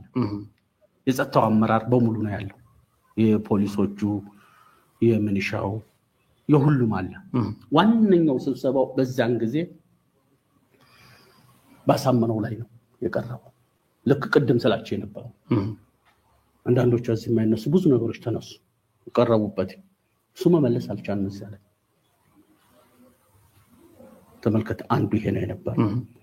እንግዲህ አንድ ቀን ተኩል እሱ ላይ ይሄን ጥፋት ስራህን በተገቢው እየተሰራ አይደለም፣ የተማከለ እቅድ የለህም፣ ጸጥታ ችግር ባለባቸው ቦታዎች አትገኝ፣ ከርቀት ሆነህ በፌስቡክ ባዘጋጃቸው ገንዘብ በምትከፍላቸው ነው ስለ አንተ እየተነገረ ያለው። ስራው ላይ የለህም አንተ የሌሎችን ነው እየለቀም እየተናገረ ያለው። በስራው ቦታ አትገኝ። እንደውም እኮ በተቃራኒው ሊያሰሩት አልቻሉም። ችግር ባለው ቦታ ሊገኝ ብል የክልሉ አመራር እንዳይገኝ ያደረገው ነበረ የነበረው ማህበራዊ ሚዲያው ፌስቡክ ላይ ማለት ነው።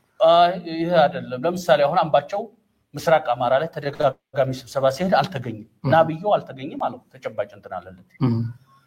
ጎንደር ላይ አንድ ቀን ብቻ የሆነች ንግግር ከዚያች በኋላ በዛ አካባቢ ብቅ ብሎ አያውቅም በዛ አካባቢ። እንደውም አንድ ቀን እኔ ራሴ ታች ያሉትን የማን ነው ስሙ በሙሉ የቅማንትና ህዝቡን ሰብስቤ እሱንም እንዲገኝ ጋብዤው ነበር። አልተገኘም በእንትኑ ላይ። ይሄን በማስረጃ አድርገው አቀረቡበት። ምንም እንትን የለውም። ይሄ ሙሉ ቀን አንድ ቀን ተኩል ማለት ይቻላል እዛ በሱ ላይ ብቻ በቃ ሁሉም እንትን አለበት። ምንም እንትን የለውም እዚህ ላይ። አሁን እዚህ ላይ እንደዚያ ተጠራቅሞ አንድ ጊዜ መቅረብ ነበረበት ወይ የሚል ነገር ያስነሳ ነው። እዚህ ላይ የማይ ተጠራቅሞ አንድ ጊዜ ሁሉም እንደዚህ ስራ እየሰራ አይደለም። እንግዲህ በቃሉ የጠየቀው ምንድነው? እንደውም አሳምነውን አላሰራም ማለት ነው እኮ የሚወራው ሲል አይደለም። ጀነራል ተፈራ እንደሱ አይደለም። ስራ እንደውም አይሰራም ጀነራል አሳምነው አይደለም። እሱ እኔ ቅማንት ላይ ሄጄ ስብሰባ ጠርቼ እንኳን አልተገኘልኝም። ዶክተር አምባቸው ራሱ ጠርቶ ስብሰባ ላይ አይገኝም። ስራ እየሰራ አይደለም። እንግዲህ ይሄ በህይወት ያለ ሰው ነው።